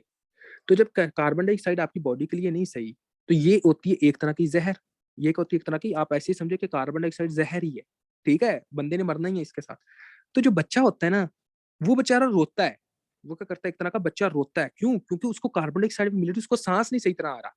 और जब बच्चे को सही तरह सांस नहीं आ रहा, बच्चा रोता है, तो बच्चा पता क्या करता है? बच्चा अपने जो टांगे होती है ना, टांगे, वो अपनी चेस्ट के साथ लगाने की कोशिश करता है, ऊपर की तरफ लगाता है। कभी आपने अक्सर बच्चे रोते हुए देखे हो? समझ आ रही है कि ये जो बच्चा करेगा वो क्या करेगा कि अपनी जो टांगे होंगी वो क्या करेगा? चेस्ट के साथ लगाने की कोशिश करेगा। अब आपने थोड़ा सा गौर करना है। शाबाश। जब बच्चा अपनी टांगे चेस्ट के साथ लगाने की कोशिश करेगा तो मुझे अब आप लोगों ने बताना है कि यहाँ से एओर्टा जो था, फॉर एग्जाम्पल, ये आपकी टांगों को, लेग्स को सप्लाई कर रहा था। ठीक हो गया। जब बच्चा टांगे ऊपर करने की कोशिश करेगा, ऊपर करेगा कोशिश, गौर कीजिएगा मेरी बात को, जब ये ऊपर करेगा तो मुझे ये बताना है कि जो ब्लड अब इधर आ रहा था अब वो इजीली आएगा? पहले तो मुझे ये बताएं, ये इजीली आएगा? अब जो ब्लड आपका इधर आ रहा था वो इधर नहीं आएगा। कभी आपने देखा हो, अब मेरी बात को आप इस तरह समझे, कभी आपने देखा हो कि हाँ जी जनाब, अगर कोई औरत बेहोश हो जाती है या अगर कोई मर्द बेहोश हो जाता है, ठीक हो गया, तो अगर एकदम वो बेहोश होता है तो वो क्या कहते हैं, यार इसकी टांगे थोड़ी सी ऊपर कर दो, ठीक होगा, ताकि ब्लड सप्लाई इसको सही तरह मिल जाए। कभी आपने देखा हो, ऐसा हुआ है कभी? कि सुना तो होगा ना, अगर देखा ना हो तो, कि क्या होता है अगर एक बंदा बेहोश हो जाता है तो वो क्या कहते हैं, जल्दी जल्दी में इसमें टांगे क्या होती है एक तरह की ऊपर की तरफ करो ताकि ब्लड सप्लाई जो है वो ऊपर की तरफ जाए, दोबारा पीछे की तरफ जाए। वो क्यों होता है? वो इस वजह से होता है कि ये जनाब सिस्टेमिक वस्कुलर रेजिस्टेंस बढ़ जाती है। जब आपकी सिस्टेमिक वस्कुलर रेजिस्टेंस बढ़ती है ना, आपने क्या कहना है कि इसके अंदर क्या होता है, आपने ये बात करनी है कि इसके अंदर जनाब आपका एक तरह का सिस्टेमिक वस्कुलर रेजिस्टेंस ज्यादा हो जाती है। जब आपकी सिस्टेमिक वस्कुलर रेजिस्टेंस ज्यादा हो जाएगी, अब आपका ये ब्लड जो होगा वो तो जनाब इधर से इधर जा रहा होगा, पीछे की तरफ जा रहा होगा। तो मुझे ये बताइए कि जो इधर से ब्लड आपका राइट टू लेफ्ट शंट होगा, अब उतना ही होगा कि नहीं होगा? आगे से रुकावट है, जो राइट टू लेफ्ट शंट होगा वो उतना ही होगा कि कम हो जाएगा? मुझे ये बताइए, शाबाश। जब राइट टू लेफ्ट जो शंट होगा, नहीं नहीं, ये डिजीज आपकी बर्थ के बाद होना शुरू हो जाती है। बर्थ से पहले ये सिम्टम्स होंगे, उसके अंदर ये सारा कुछ होगा, लेकिन ये बर्थ के बाद भी होती है, समझ आ रही है? टेट्रोलॉजी और फैलोड की डिजीज बर्थ के बाद भी होती है। तो सिंपल सी बात, कम होगा ना। अच्छा जी, अब देखें जब ये कम होगा तो ये आपको बच्चे को फायदा हुआ कि नुकसान हुआ? अब मुझे ये बताएं, ये बच्चे को फायदा हुआ कि नुकसान हुआ? ये बच्चे को फायदा हुआ। कैसे? सबसे पहले आपने कहना है, बात को गौर कीजिएगा, मैं दोबारा समझा दूंगा अगर किसी को ना पता चले, ठीक हो गया? आपने क्या कहना है, देखें कि जब बच्चा लेटा होगा तो जब उसको सांस नहीं आ रहा होगा तो बच्चा क्या करेगा, अपनी टांगे ऊपर की तरफ करेगा। जब बच्चा अपनी टांगे अपने अपने इस तरह करेगा, अपने चेस्ट के साथ लगाने की कोशिश करेगा, जब बच्चा अपने चेस्ट के साथ लगाने की कोशिश करेगा तो इसकी वजह से जो बच्चे की सिस्टेमिक वस्कुलर रेजिस्टेंस जो होगी वो ज्यादा हो जाएगी। जब आपकी सिस्टेमिक, क्यों? क्योंकि आरटी जो होती है ये जनाब एक तरह की नैरो होने लगती है, और जब उसकी सिस्टेमिक वस्कुलर रेजिस्टेंस जो होगी वो ज्यादा हो जाएगी तो इसके नतीजे में क्या होगा कि ये ब्लड जो होगा वो पीछे की तरफ जाएगा। जब ये ब्लड पीछे की तरफ जाएगा तो इसकी वजह से आपने कहना है कि राइट टू लेफ्ट शंट कम हो जाता है। जब राइट टू लेफ्ट शंट कम हो जाएगा तो फिर क्या होगा, और भाई ये कार्बन डाइऑक्साइड वाला जो ब्लड है वो कहाँ जाएगा? वो आपका पल्मोनरी आर्टरी के अंदर आएगा, और जब ये पल्मोनरी आर्टरी के अंदर आया तो ये ब्लड कहाँ जाएगा? आपके लंग्स के अंदर आएगा, और लंग्स के अंदर ब्लड आ रहा है तो उसका फायदा है हमें। क्यों? क्योंकि ये ऊपर से बंदा ये जो है उसके यार ऑक्सीजन लेता है और इसका गैसेस का एक्सचेंज होना शुरू हो जाता है, समझ आ रही है? मतलब कि ये कार्बन डाइऑक्साइड वाला ब्लड कहाँ था? आपके लंग्स के अंदर आता है, और इसका हमें फायदा है। अगर यही कार्बन वाला साइड वाला ब्लड अगर आपका इधर आएगा तो उसका हमें नुकसान है। और जब ये बच्चा इस तरह सारी कंडीशन कर रहा होता है, बात को गौर कीजिएगा, बच्चा क्या करता है, एक तरह का रोता है, ठीक हो गया, मतलब कि एक तरह का वो रोता है और उसके बाद जनाब उसको सांस लेने में प्रॉब्लम होती है। और ये स्पेल जो होता है, इस स्पेल को हम कहते हैं tet spells. Very important MCQ, उसके टेट स्पेल्स किस में होते हैं? तो आपने कहना है टेट्रोलॉजी ऑफ फेल आउट में होते हैं, ठीक हो गया? आपने क्या कहना है कि टेट्रोलॉजी ऑफ फेल आउट में होते हैं। अगर कोई बंदा पूछे कि क्यों, आपने कहना है कि भाईजान जो बच्चा जो होता है, क्योंकि राइट टू लेफ्ट शंट हो रहा होता है, जब राइट टू लेफ्ट शंट होता है तो कार्बन डाइऑक्साइड वाला ब्लड जो होता है वो ऑक्सीजन वाले ब्लड के अंदर मिक्स हो रहा होता है। कार्बन डाइऑक्साइड एक तरह की जहर होती है, बच्चे को इतना सांस आ नहीं रहा होता, तो इसके नतीजे में क्या होता है कि बच्चा रोता है, और उसके बाद बच्चा जो टांगे होती है वो आपकी ऊपर की तरफ करने की कोशिश करता है ताकि ये जो ब्लड है ये जनाब पीछे की तरफ जाए। जब ये ब्लड पीछे की तरफ जाएगा, क्यों? क्योंकि सिस्टेमिक वस्कुलर रेजिस्टेंस अब बढ़ चुकी है, और जब ब्लड पीछे की तरफ जाएगा तो सिंपल सी बात है कि अब राइट टू लेफ्ट शंट जो हो रहा था अब वो नहीं होगा उस लेवल पर। जब राइट टू लेफ्ट शंट नहीं होगा तो यहाँ पर जो ब्लड था अब वो इधर आना शुरू हो जाएगा, और इसका हमें फायदा होता है, और इस स्पेल को कहते हैं टेट स्पेल्स। हाँ जी। और अब ऐसा कौन सा मतलब कि सिंड्रोम होता है जिसके साथ ये एसोसिएट करता है? आपने कहना 22q1 सिंड्रोम के साथ ये आपका एसोसिएट करता होता है, ठीक हो गया जी? अब यहाँ तक कोई ऐसा बच्चा जिसको टेट्रोलॉजी और फैलॉट के अंदर कुछ समझ ना आ रही हो तो वो बंदा पूछ सकता है, शाबाश एनीवन। टेट्रोलॉजी और फैलॉट के अंदर किसी तरह की अगर किसी को समझ ना आ रही हो तो बंदा पूछ सकता है। क्लियर है भाईजान? कोई ऐसा बच्चा जिसको टेट्रोलॉजी और फैलॉट के अंदर समझ ना आ रही हो? ओके जी, अगर आपको क्लियर हो गया तो ये टेट्रोलॉजी ऑफ फैलॉट के मैंने जो पॉइंट्स बताए थे, ये आपका एक 22q1 जो होता है ये आपका सिंड्रोम के साथ एसोसिएट करता होता है, ठीक है? ये आपके सिंड्रोम के साथ एसोसिएट करता होता है। अब हम आते हैं आगे, और आगे देखते हैं कि आगे क्या हिसाब है।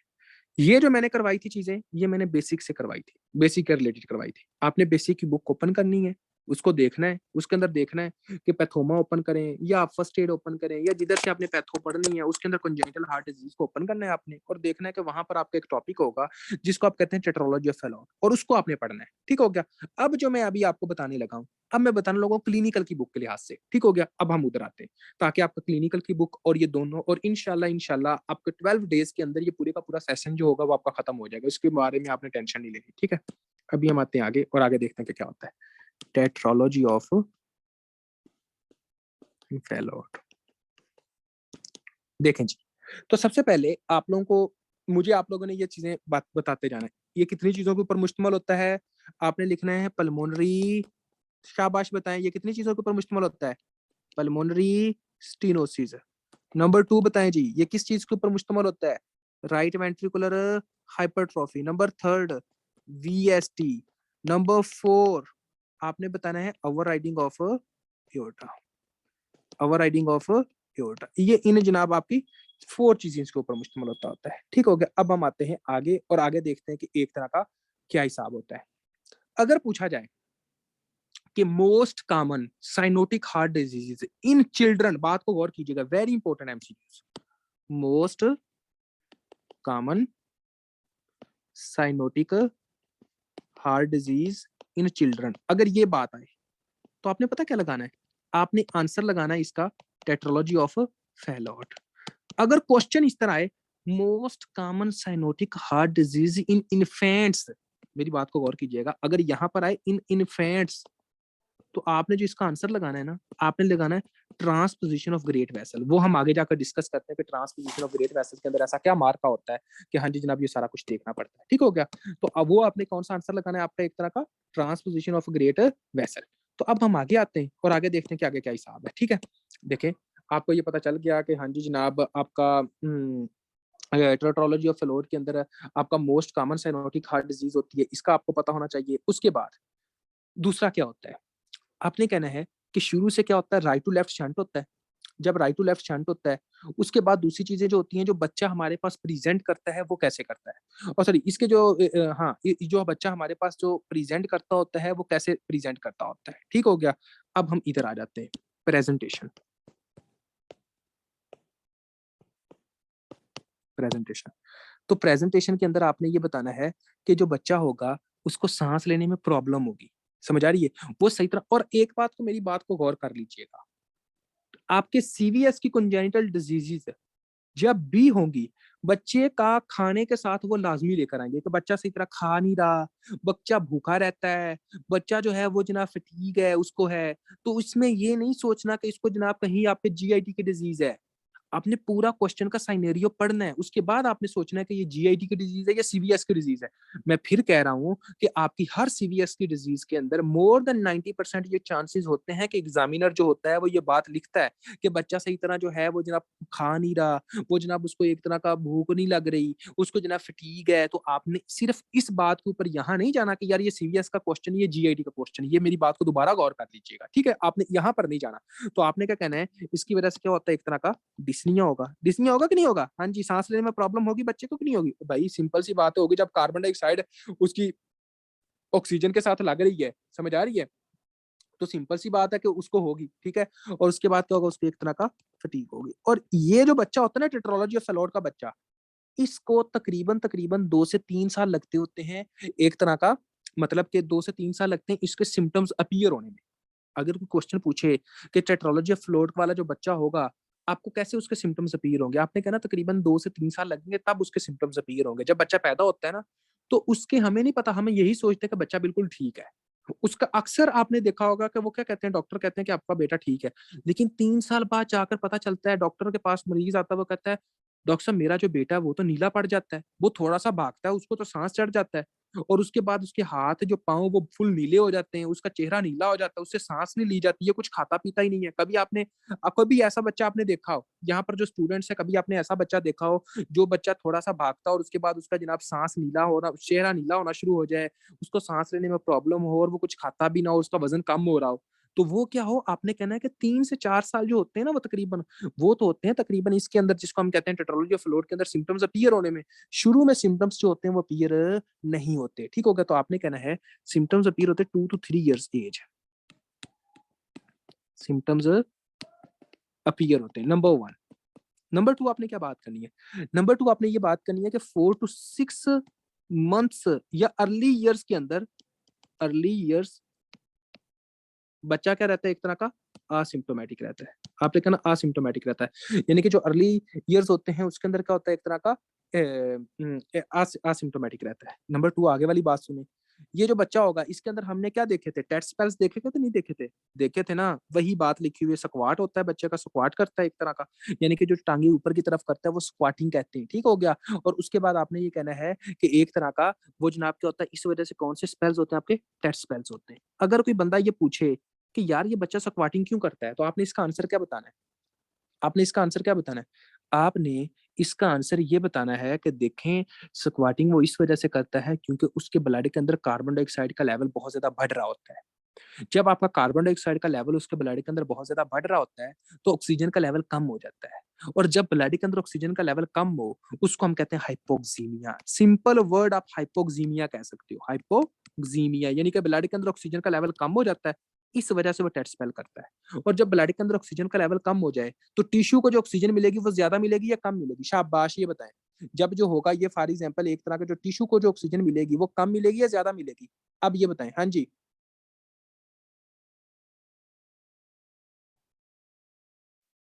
तो आपने क्या कहना है कि टिश्यू को जो ऑक्सीजन मिलेगी वो क्या मिलेगी, एक तरह की, वो एक तरह की कम मिलेगी, और जब टिश्यू को ऑक्सीजन कम मिलती है उसको हम कहते हैं हाइपोक्सिया। क्या कहते हैं, एक तरह का हाइपोक्सिया। दोबारा इस बात को मैं रिपीट कर देता हूँ, कुछ बच्चों को शायद समझ ना आई हो। देखें, सबसे पहले आप, अगर वो बंदा पूछता है कि बच्चा टेट स्पेल्स क्यों करता है, तो आपने पता कि इसका आंसर क्या देना है? आपने कहना है, देखें, जो बच्चा होता है ना उसको एक तरह का कार्बन डाइऑक्साइड वाला जो ब्लड होता है, क्योंकि शंट होता है तो वो ऑक्सीजन के साथ मिक्स हो रहा होता है। जब ये कार्बन डाइऑक्साइड वाला ब्लड आपके ऑक्सीजन के साथ मिक्स होता है ना, तो फिर आपने ये बात करनी है कि देखें कि आपके कार्बन डाइऑक्साइड वाले ब्लड का लेवल बढ़ जाता है ऑक्सीजन के ब्लड के अंदर, और ऑक्सीजन का लेवल कम हो जाता है। और जब ऑक्सीजन का लेवल ब्लड के अंदर कम हो जाए उसको हम कहते हैं हाइपोक्सीमिया। और जब आपका हाइपोक्सीमिया हो जाए तो ऑक्सीजन तो टिश्यू को भी कम मिलती है, जिसको हम कहते हैं हाइपोक्सिया। तो बच्चे को ऑक्सीजन नहीं मिल रही होती, बच्चा सांस नहीं सही ले रहा होता, इस वजह से बच्चा जो होता है वो टांगी ऊपर की तरफ करता है, स्क्वाटिंग करता है। और जब स्क्वाटिंग करता है फिर उसके बाद कौन सा स्पेल होता है आपका, उसको आप कहते हैं टेट स्पेल्स होते हैं, ठीक हो गया। अब यहाँ पर कल मैंने मरमर्स का टॉपिक आप लोगों को बताया था, शायद आप लोगों ने याद किया हो। और हाँ, एक बंदे को ऑक्सीजन नहीं मिल रही, कि अभी भी वो कुछ खाएगा? बताएं मुझे, जब एक बंदे को ऑक्सीजन ही नहीं मिल रही, एक आपका सांस रोक दिया जाए एक तरफ से और आपको कहा जाए बेटा जी खाओ, क्या आप खाओगे? आपने कहाँ खाना है यार? सिंपल सी बात, आपने कहना failure to thrive. Failure to thrive, FTT का मतलब होता है फेलियर टू थ्राइव, मतलब बच्चा खाता ही नहीं है, बच्चा खाता पीता ही नहीं है। वो कहता मैं कहाँ खाकर मैंने क्या करना है। उसके बाद अब हम आते हैं किस बच्चे के अंदर हम क्या देखेंगे, ठीक हो गया। मेरी बात को थोड़ा सा गौर कीजिएगा, शाबाश। देखें,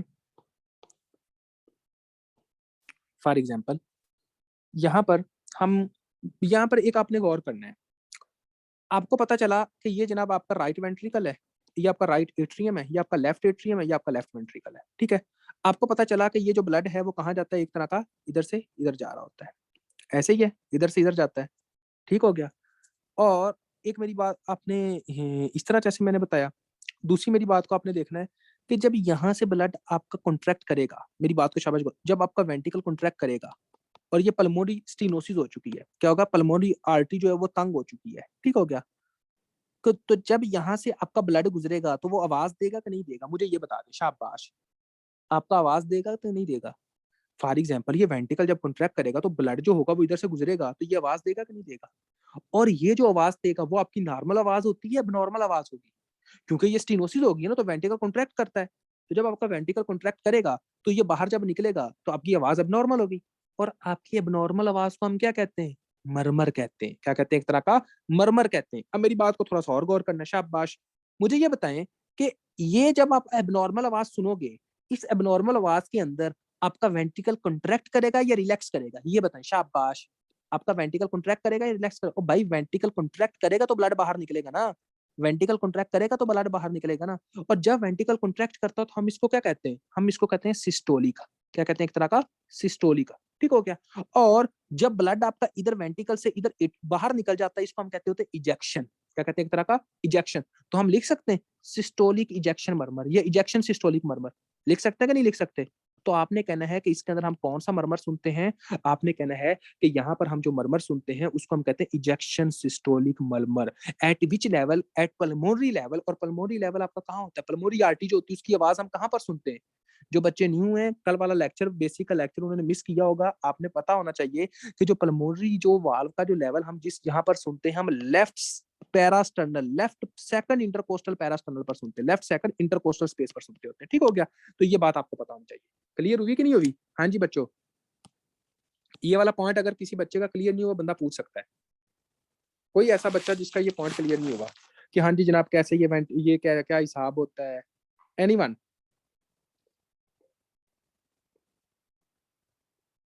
तो आपने क्या कहना है कि इसके अंदर आप क्या सुनते हो, इसके अंदर आपने एक तरह का इजेक्शन सिस्टोलिक मरमर सुनना होता है, और कहां पर आपने ये वाला। क्लियर हो गया? अब हम आते हैं नेक्स्ट और आगे देख लेते हैं कि हमें मरमर का पता चल गया, अब हम इसको डायग्नोज कैसे करते हैं। डायग्नोज कैसे करते हैं? डायग्नोज, एक मेरी बात सुन लें, आपको बहुत ज्यादा मेन इंपॉर्टेंट देगी।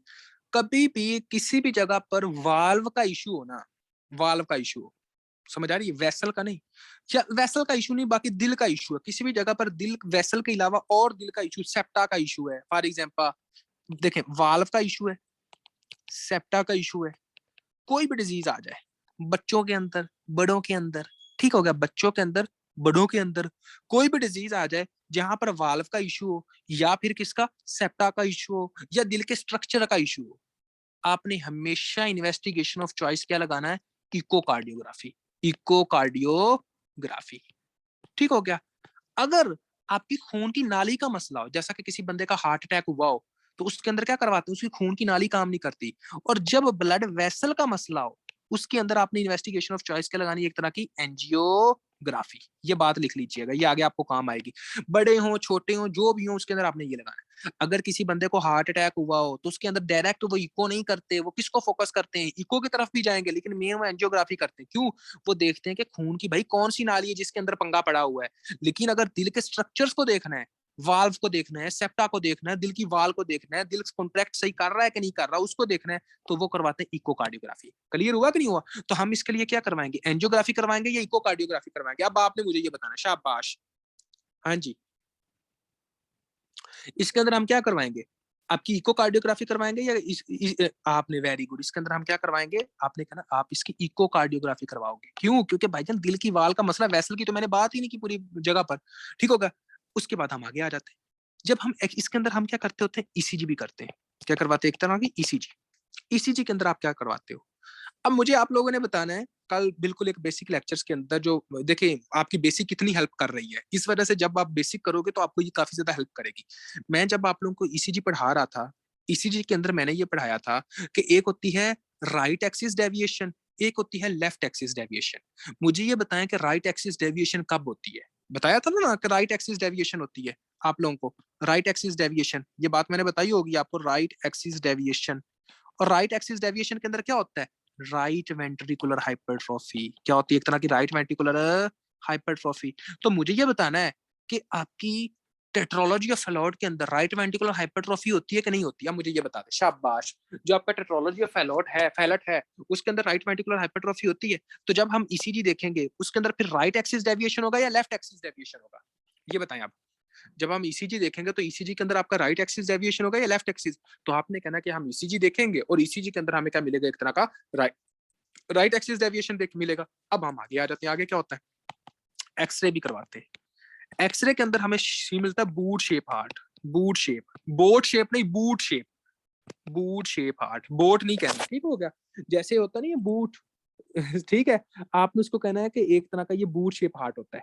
अब आप लोगों को मेरे ख्याल में काफी हद तक ये पता चल गया होगा कि टेट्रोलॉजी ऑफ फैलोट क्या होता है।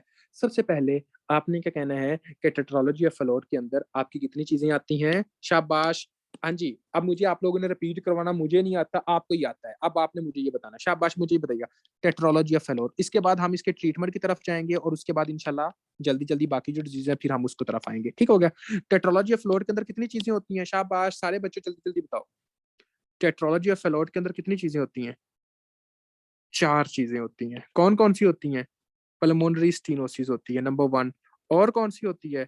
राइट वेंट्रिकुलर हाइपरट्रॉफी होती है। और कौन सी होती है? VST होती है, और कौन सी होती है, ओवर राइडिंग ऑफ एओर्टा होती है। ये 4 चीजें होती है। ठीक हो गया जी। उसके बाद मुझे जो नेक्स्ट आपने बात बतानी है वो ये बतानी है, ठीक हो गया, टेट्रोलॉजी ऑफ फ्लूइड से, कि इसके अंदर जनाब आपका ये होती किन के अंदर है, किन के अंदर होगी, शाबाश, अल्कोहल मदर के अंदर होगी। ठीक हो गया। उसके बाद आपने क्या बतानी है जी, बिल्कुल टेट स्पेल्स होते हैं, टेट स्पेल्स होते हैं। उसके बाद आपने क्या कहना है कि टेट स्पेल्स किस क्यों होते हैं, क्योंकि जनाब बच्चा जो होगा वो क्या करेगा, एक तरह का स्क्वाट करेगा, इस वजह से होते हैं। ठीक हो गया जी। उसके बाद आपने क्या कहना है कि टेट स्पेल्स क्यों होते हैं, हाइपोक्सीमिया हो जाता है भाईजान, हाइपोक्सीमिया हो जाता है, ऑक्सीजन का लेवल कम हो जाता है, इस वजह से बच्चा रोता है और ये टेट स्पेल्स करता होता है, और फिर क्या करेगा, आपका फेलियर टू थ्राइव करेगा। अब मुझे ये बताना है कि इसके अंदर आप कौन सा मरमर देखते हो, शाबाश, इसके अंदर आप कौन सा मरमर देखते होते हो, मरमर, मरमर कौन सा होता है, very good Khubaib, ejection systolic murmur, कौन सा होता है आपका, इजेक्शन सिस्टोलिक मरमर होता है। ठीक हो गया। इसके बाद मुझे अब आप लोगों ने बताना है कि हाँ जी जनाब, इसके अंदर आप डायग्नोज के लिए क्या काम करते हो, डायग्नोज की तरफ आ जाए, बाकी सारी बातें तकरीबन हो चुकी हैं आपकी। डायग्नोज के लिए इको, आपने कहना भाईजान इको करेंगे, इको के बाद क्या करते होते हो, शाबाश जल्दी बताएं जी, आपने बताना एनजीओ नहीं इसमें करते होते, आपने कहना ईसीजी करते होते हैं। उसके बाद आपने क्या कहना है कि हाँ जी जनाब इसके अंदर हम क्या करते हैं, एक्सरे करते हैं। ये 3 मेन है, उसके बाद हमको पता चल जाएगा कि सीन क्या चल रहा है। ठीक हो गया। उसके बाद हम आते हैं ट्रीटमेंट की तरफ, और ट्रीटमेंट मेरे ख्याल में इंशाल्लाह अभी आपको पता चल जाएगा कि भाई ट्रीटमेंट क्या सीन है। ठीक होगा, ये ट्रीटमेंट वाला क्या पंगा है, ट्रीटमेंट आ जाए। अच्छा जी, ट्रीटमेंट के अंदर आप लोगों को जिन चीजों का मेन का पता होना चाहिए, सबसे पहले आप थोड़ा सा गौर कीजिएगा। अगर ये डिजीज इस तरह है, right atrium, right ventricle, left atrium, left ventricle, और उसके बाद आपका एओर्टा, और उसके बाद ये क्या होता है आपकी एक तरह की पल्मोनरी आर्टरी, और ये क्या होता है आपका एक तरह का एओर्टा। मैं आप लोगों से एक बात पूछता हूँ, ये बर्थ के बाद की बात हो रही, 3 से 4 साल वाले बच्चे में ये सिम्टम्स आते हैं। आफ्टर द बर्थ जो आपका प्रेशर होता है, जो आपका प्रेशर होता है वो लेफ्ट टू राइट होता है या राइट टू लेफ्ट होता है, मतलब कि जब अब आप अपनी बात करें, आपका जो दिल का जो आपका जो प्रेशर होगा ब्लड का, वो राइट वेंट्रिकल के अंदर प्रेशर ज्यादा होगा या लेफ्ट वेंट्रिकल के अंदर ज्यादा होगा, सिंपल सी बात है, लेफ्ट वेंट्रिकल वाले की तरफ ही ज्यादा होगा ना। ठीक हो गया। तो जब आपके लेफ्ट वेंट्रिकल वाला इधर जब ब्लड का प्रेशर ज्यादा है, ठीक होगा, जब यहाँ पर प्रेशर आपका ज्यादा है, मेरी बात को थोड़ा सा गौर कीजिएगा, शाबाश, अगर ये ब्लड आपका कौन सा ब्लड है, कार्बन डाइऑक्साइड वाला ब्लड आपका इधर आ रहा है, इधर आ रहा है, इधर आ रहा है, इधर आ रहा है, ठीक होगा, ये इधर आ रहा है, समझ आ रही, इधर आ रहा है, इधर आ रहा है, ठीक हो गया।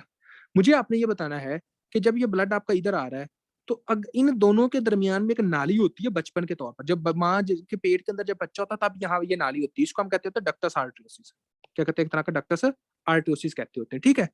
अब मुझे ये बताना है कि अगर फॉर एग्जाम्पल एक तरह का ये नाली अगर कायम है इस बच्चे के अंदर, तो जो ब्लड होगा, ये पहले ये बताएं कि ये नाली का फायदा है या नहीं है, जब जिस बंदे को टेट्रोलॉजी ऑफ फैलोड की डिजीज हो उसके अंदर ये नाली जो रह जाए, उसका फायदा है या नहीं है, उसका फायदा है। क्यों फायदा है भाईजान, फायदा इस वजह से है क्योंकि आपका यहाँ वाला जो ब्लड है वो अब आपका कहाँ जा रहा है, आपका पल्मोनरी आर्टरी के अंदर जा रहा है, यहाँ पर आ रहा है, और पल्मोनरी आर्टरी कहाँ है, ये आपके लंग्स की तरफ आ रहा है।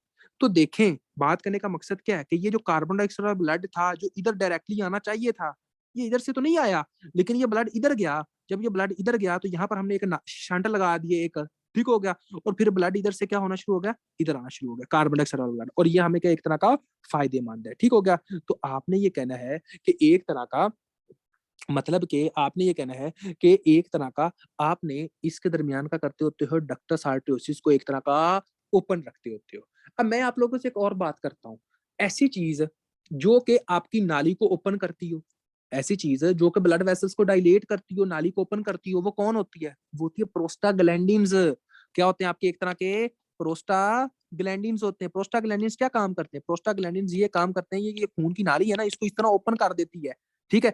अब हमें चाहिए कि खून की नाली ऊपर रहे कि नहीं रहे, शाबाश ये बताए, हमें चाहिए, ये हमारा ट्रीटमेंट होता है। हमें चाहिए कि हाँ जी जनाब ये पल्मोनरी आर्टरी और इसके दरमियान में क्या एक तरह का एओर्टा और पल्मोनरी आर्टरी के दरमियान में जो शंट है ये कायम रहे, और इस वजह से हम क्या ट्रीटमेंट के अंदर देते हैं, एक तरह का प्रोस्टाग्लैंडिन। अच्छा जी, ठीक हो गया। एक और मैं तरफ आता हूँ, प्रोस्टाग्लैंडिन इसको ओपन रखता है। ठीक है। अब देखें दूसरी बात, कि आपने कहना है कि यार एक तरह का प्रोस्टाग्लैंडिन जो होता है वो इसको ऊपर रखता होता है, इस वजह से हमें हमें जब पता जैसे ही पता चलता है कि यार ये जो बच्चा है इसको एक तरह का टेट्रोलॉजी ऑफ फ्लोट, हमने फौरन प्रोस्टाग्लैंडिन देना शुरू कर देना, फौरन, हमने जरा देर नहीं करनी। इसके बाद हम क्या करेंगे, बच्चा जोर जोर से सांस लेता है कि नहीं लेता, बच्चा जोर जोर से सांस लेता है कि नहीं लेता, ये बताएं, शाबाश, लेता है ना, क्यों लेता है, ऑक्सीजन कम है, हम उसको ऑक्सीजन देंगे ट्रीटमेंट के अंदर कि नहीं देंगे, ऑक्सीजन देंगे कि नहीं देंगे, ऑक्सीजन की वजह से ले रहा है ना, देंगे ना। दूसरी बात, जब बच्चा, एक तरह बच्चे को ऑक्सीजन नहीं मिलती तो उस बच्चे का दिल जो होगा वो आराम से कॉन्ट्रैक्ट करेगा या जोर से कॉन्ट्रैक्ट करेगा, आप उसके ऊपर हाथ लगाओगे तो आपको उसकी हार्ट बीट फील होती होगी, उसकी आपको हार्ट बीट फील होती होगी, उस हार्ट बीट को भी तो कंट्रोल करना है, उसकी हार्ट बीट को कंट्रोल करने के लिए आप प्रोपेनालोल देते हो जो कि बीटा ब्लॉकर होती है, जो कि हार्ट बीट को कम कर देती है, प्रोपेनालोल जो कि दिल की धड़कन को नॉर्मल लेकर आती है, क्योंकि इसके अंदर दिल की धड़कन जो होती है वो बच्चे की बहुत ज्यादा हो जाती है, ठीक हो गया। तो ये आपको पता होना चाहिए कि ये क्या होता है कि एक तरह का मतलब कि बच्चे को हम क्या करते हैं, हम बच्चे को ऑक्सीजन देते हैं, हम बच्चे को प्रोस्टाग्लैंडिन देते हैं, हम बच्चे को प्रोपेनालोल देते होते हैं, और उसके बाद हम क्या करते हैं, बच्चे को बहुत ज्यादा दर्द होती है, इस वजह से बच्चा रोता भी है, बच्चे को बहुत ज्यादा दर्द होती है इस वजह से बच्चा रोता भी है, तो इसके अंदर हम मार्फिन भी देते होते हैं जो कि एक तरह का, ये तब देते हैं जब बच्चा बहुत ज्यादा रो रहा हो, ठीक होगा, हम फिर मार्फिन देते होते हैं, ठीक हो गया। तो ये आप लोगों को पता होना चाहिए कि हाँ जी जनाब ये क्या हिसाब है। लेकिन अगर फॉर एग्जाम्पल इन केस अगर ये शंट नहीं है, अगर ये शंट नहीं है, बचपन से है ही नहीं, तो फिर हम एज अ सर्जरी के तौर पर बच्चे की सर्जरी करते हैं, बच्चे की सर्जरी करके इधर शंट लगा देते हैं। नंबर वन हम ये काम करते हैं। नंबर टू हम क्या काम करते होते हैं, इसको सही करने की कोशिश करते हैं, सेप्टा को ठीक करने की कोशिश करते हैं, ठीक हो गया। तो जो सेप्टा होता है, सर्जिकली जो सेप्टा होता है उसको ठीक करने की कोशिश करते हैं, और उसके साथ हम क्या करते हैं कि ये जो शंट होता है इसको ठीक करने की कोशिश कर देते हैं, ठीक है। अब कोई ऐसा बच्चा जिसको जनाब टेट्रोलॉजी और फ्लोट की समझ ना आई हो, वो बंदा पूछ सकता है, वरना हम नेक्स्ट आगे डिस्कस करते हैं। शाबाश, एनीवन, कोई ऐसा बच्चा जिसको टेट्रोलॉजी और फेलोट की समझ ना आई हो।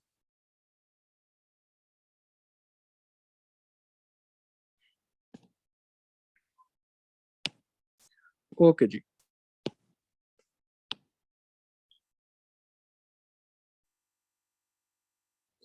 अब हम जो डिस्कस करने लगे हैं वो है आपका ट्रांसपोजिशन ऑफ ग्रेट वेसल्स के, ट्रांसपोजिशन ऑफ ग्रेट वेसल्स क्या होता है, ठीक है, जो आपका एक मेन, ये भी आपका मेन टॉपिक है।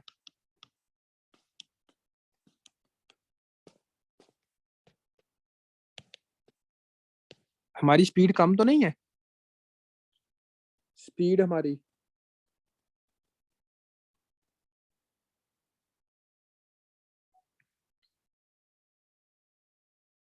ओके जी। अब हम आते हैं एक तरह का ट्रांसपोजिशन ऑफ ग्रेट वेसल्स की तरफ, ठीक है, कि ट्रांसपोजिशन ऑफ ग्रेट वेसल्स होते हैं। अब देखें फॉर एग्जांपल कि एक तरह का, अपने इसको अपने इस तरह देखना है ट्रांसपोजिशन ऑफ ग्रेट वेसल्स को, कि मुझे ये बताएं कि अगर ये दिल है आप साहब का, ठीक होगा, ये डब्बे से जो बने जाते हैं, ठीक है, ये राइट एट्रियम होता है, ये राइट वेंट्रिकल होता है, ये लेफ्ट एट्रियम होता है, ये लेफ्ट वेंट्रिकल होता है, ठीक है।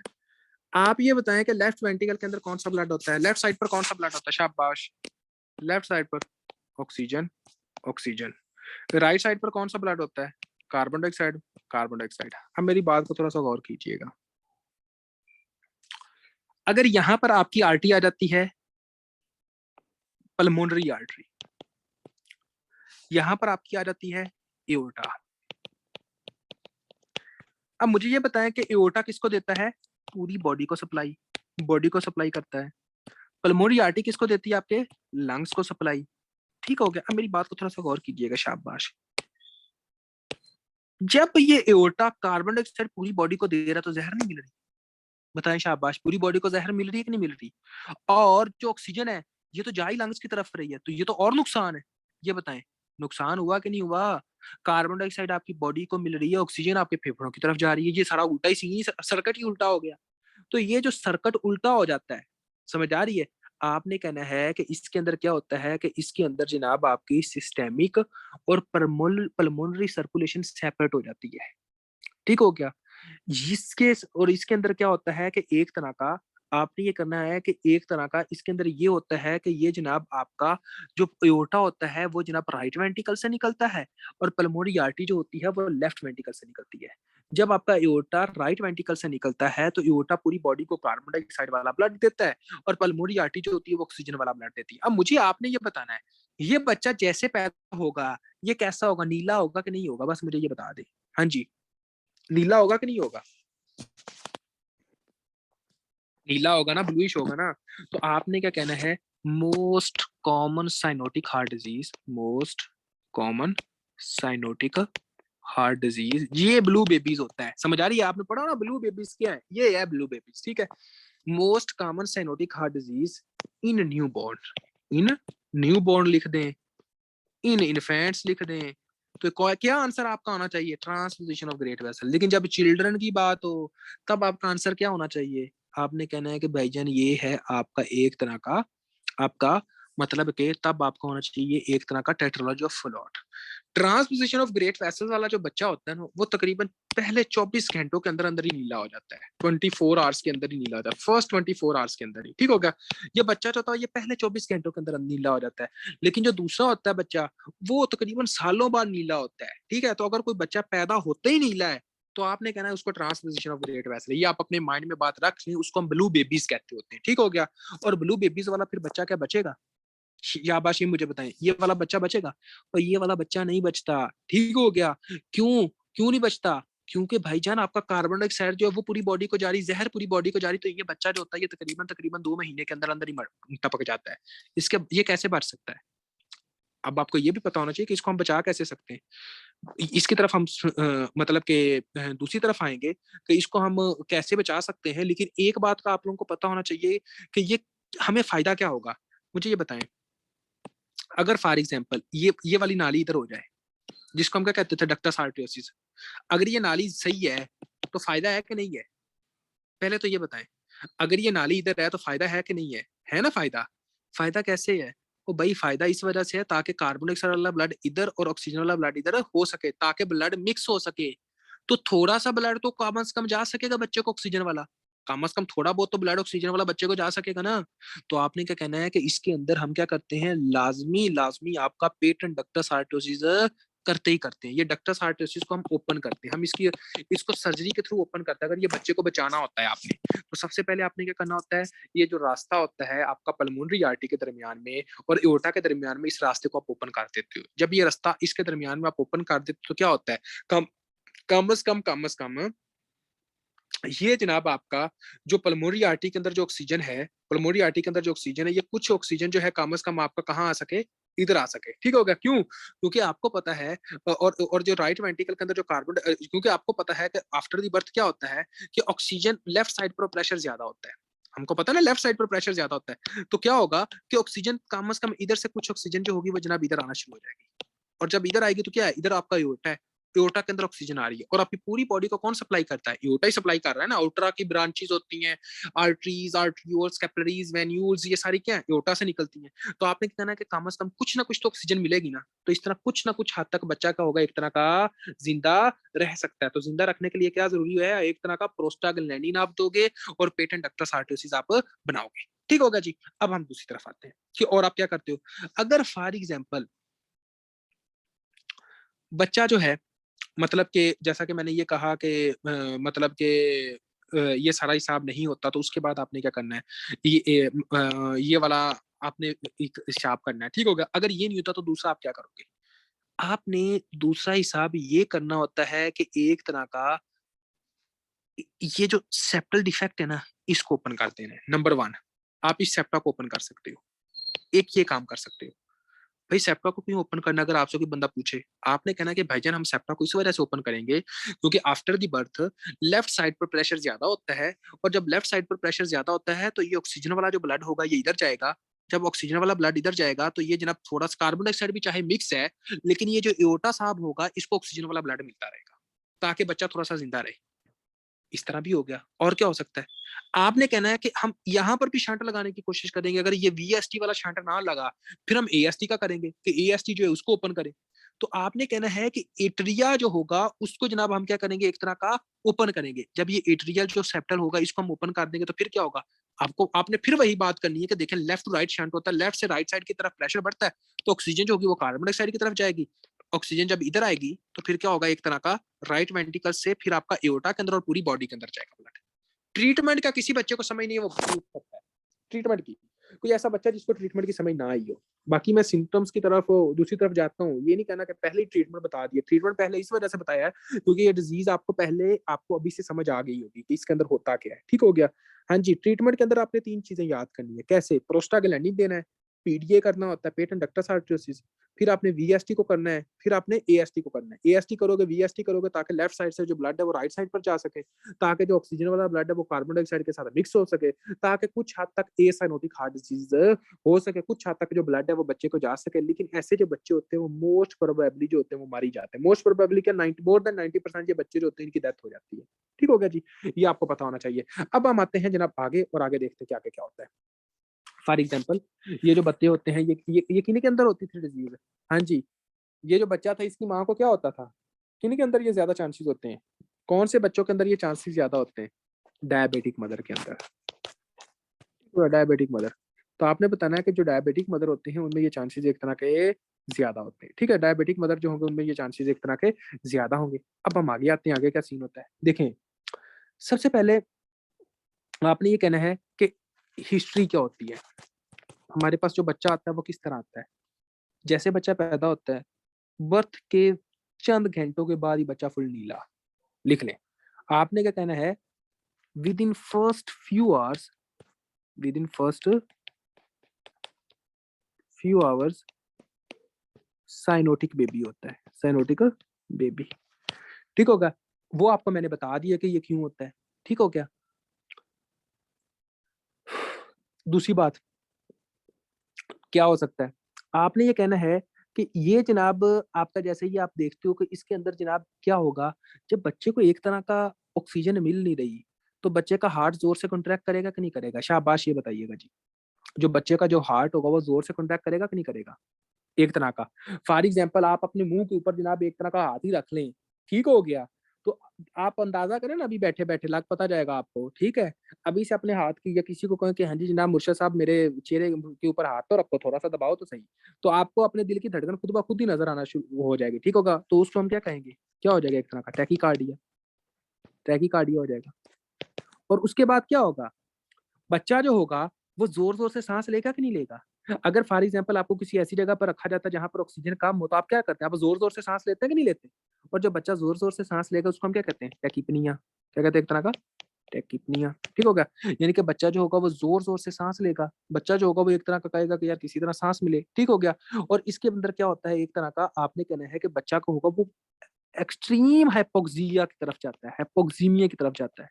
और जब हाइपोक्सीमिया की तरफ जाता है तो बच्चा कैसे होता है, एक तरह का साइनोसिस में होता है। ये आपको सबसे पहले पता है, और दूसरी बात का पता होना चाहिए। ठीक हो गया जी। आपने ये कहना है कि एंड पर इस बच्चे के जो वेंट्रिकल हैं वो कॉन्ट्रैक्ट ज्यादा जोर से करेंगे या कम से करेंगे? शाबाश। वेंट्रिकल जो होंगे वो जोर से कॉन्ट्रैक्ट करेंगे या कम कर रहे हैं? वेंट्रिकल जोर से कॉन्ट्रैक्ट कर रहे हैं ना। लेकिन जब वेंट्रिकल जोर से कॉन्ट्रैक्ट कर रहे हैं, ऊपर से वेंट्रिकल को ऑक्सीजन वाला ब्लड भी नहीं मिल रहा, तो हार्ट फेलियर हो सकता है कि नहीं हो सकता इस बच्चे का? मतलब हार्ट जोर जोर से कॉन्ट्रैक्ट कर रहा है, एक चीज है वो आपकी जोर जोर से काम कर रही है, उसको खुराक ही ना मिल रही हो, तो वो फेल होगी, वो मरेगी कि नहीं मरेगी? आपको कहा जाए कि हाँ जी जनाब सुबह से लेकर शाम तक काम करो, और उसके बाद में आपको रोटी भी ना दी जाए, तो आपने तो कहना आज तो यार जान ही निकल गई है। ठीक हो गया। तो ये आपका दिल भी ऐसा करता है बेचारा, उसको खुराक मिले ही ना और वो काम करता रहे करता रहे करता रहे, तो क्या होगा, कंजस्टिव हार्ट फेलियर हो जाएगा, सिंपल सी बात। तो इस बच्चे के अंदर ये वाली सीन होते हैं। कभी भी क्वेश्चन के अंदर एक बात मेरी याद लिख लीजिए आए, कि एक बच्चा पैदा हुआ है, जैसे पैदा हुआ है, पैदा होने के बाद वो फुल साइनोटिक है, टैकिपनिया उसको है, टैकिकार्डिया है, और एक तरह का फेलियर टू थ्राइव है, तो वो क्या है, आपने कहना टेट्रोलॉजी ऑफ फैलोट है। Cyanotic baby after the birth आंखें बंद करके ट्रांसपोजिशन ऑफ ग्रेट वेसल आपका आंसर होना चाहिए, नंबर वन। कभी भी क्वेश्चन के अंदर ऐसा है कि एक तरह का बच्चा है जो उसकी उम्र जनाब 4 साल है, उसको जनाब एक तरह का सांस लेने में मसला है, उसको जनाब एक तरह का फेलियर टू थ्राइव है, उसके बाद जनाब उसको इजेक्शन सिस्टोलिक मर्मर है, तो लेफ्ट पैरास्टर्नल स्पेस क्या है, उसको उसको टेट्रोलॉजी ऑफ फैलोट है। समझ आई क्या, एक तरह का टेट्रोलॉजी ऑफ फैलोट है। और यही क्वेश्चन इसी तरह आएंगे, थोड़े से घुमा फिरा कर दिए होंगे, लेकिन क्वेश्चन यही है। ठीक है, जो आप लोगों को पता होना चाहिए। अभी मैं आप लोगों के साथ क्वेश्चन भी शेयर करूंगा, सारा कुछ होगा, ये आप लोगों को पता चल जाएगा। ठीक हो गया जनाब, तो ये आप लोगों को पता हो। अब हम आते हैं कि इसके लिए हम करते क्या है। इसके लिए हम क्या करेंगे, इन्वेस्टिगेशन। हाँ जी, इन्वेस्टिगेशन के लिए क्या करेंगे, एंजियोग्राफी करेंगे कि नहीं करेंगे? हाँ जी, एंजियोग्राफी करेंगे कि नहीं करेंगे? शाबाश एहसन खान, इसके लिए हम एंजियोग्राफी करते हैं कि नहीं करते? क्यों एहसन? इसके लिए हम एंजियोग्राफी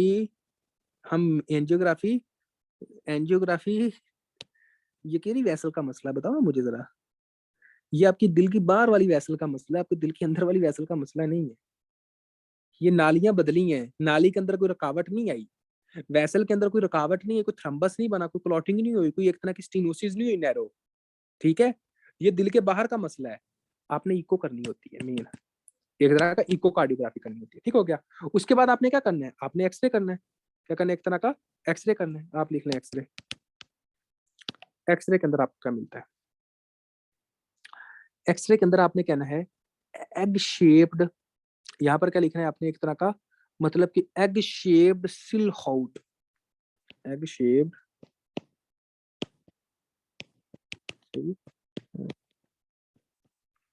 ये आपको मिलता होता है। तो आपने क्या कहना है कि एक तरह का मतलब कि एग की शेप के आपके मतलब कि इसके अंदर आप ये देखते होते हो।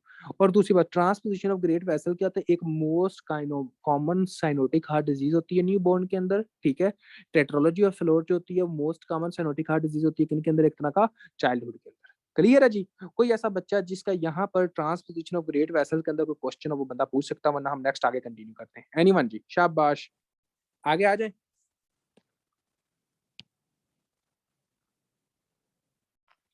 एग शेप्ड, एग शेप्ड आप लिख दो। ठीक हो गया।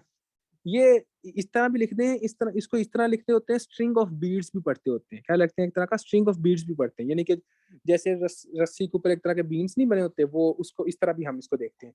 तो आज जनाब आगे, और नेक्स्ट अब हम जो डिस्कस करने लगे हैं टॉपिक, वो है आप लोगों का क्वारकोटेशन ऑफ एओर्टा। के क्वारकोटेशन ऑफ एओर्टा क्या होता है।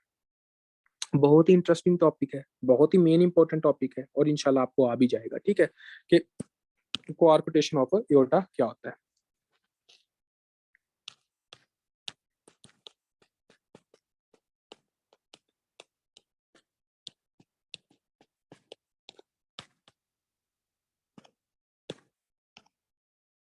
हम ऐसे कर लेते हैं, क्वारकोटेशन ऑफ एओर्टा।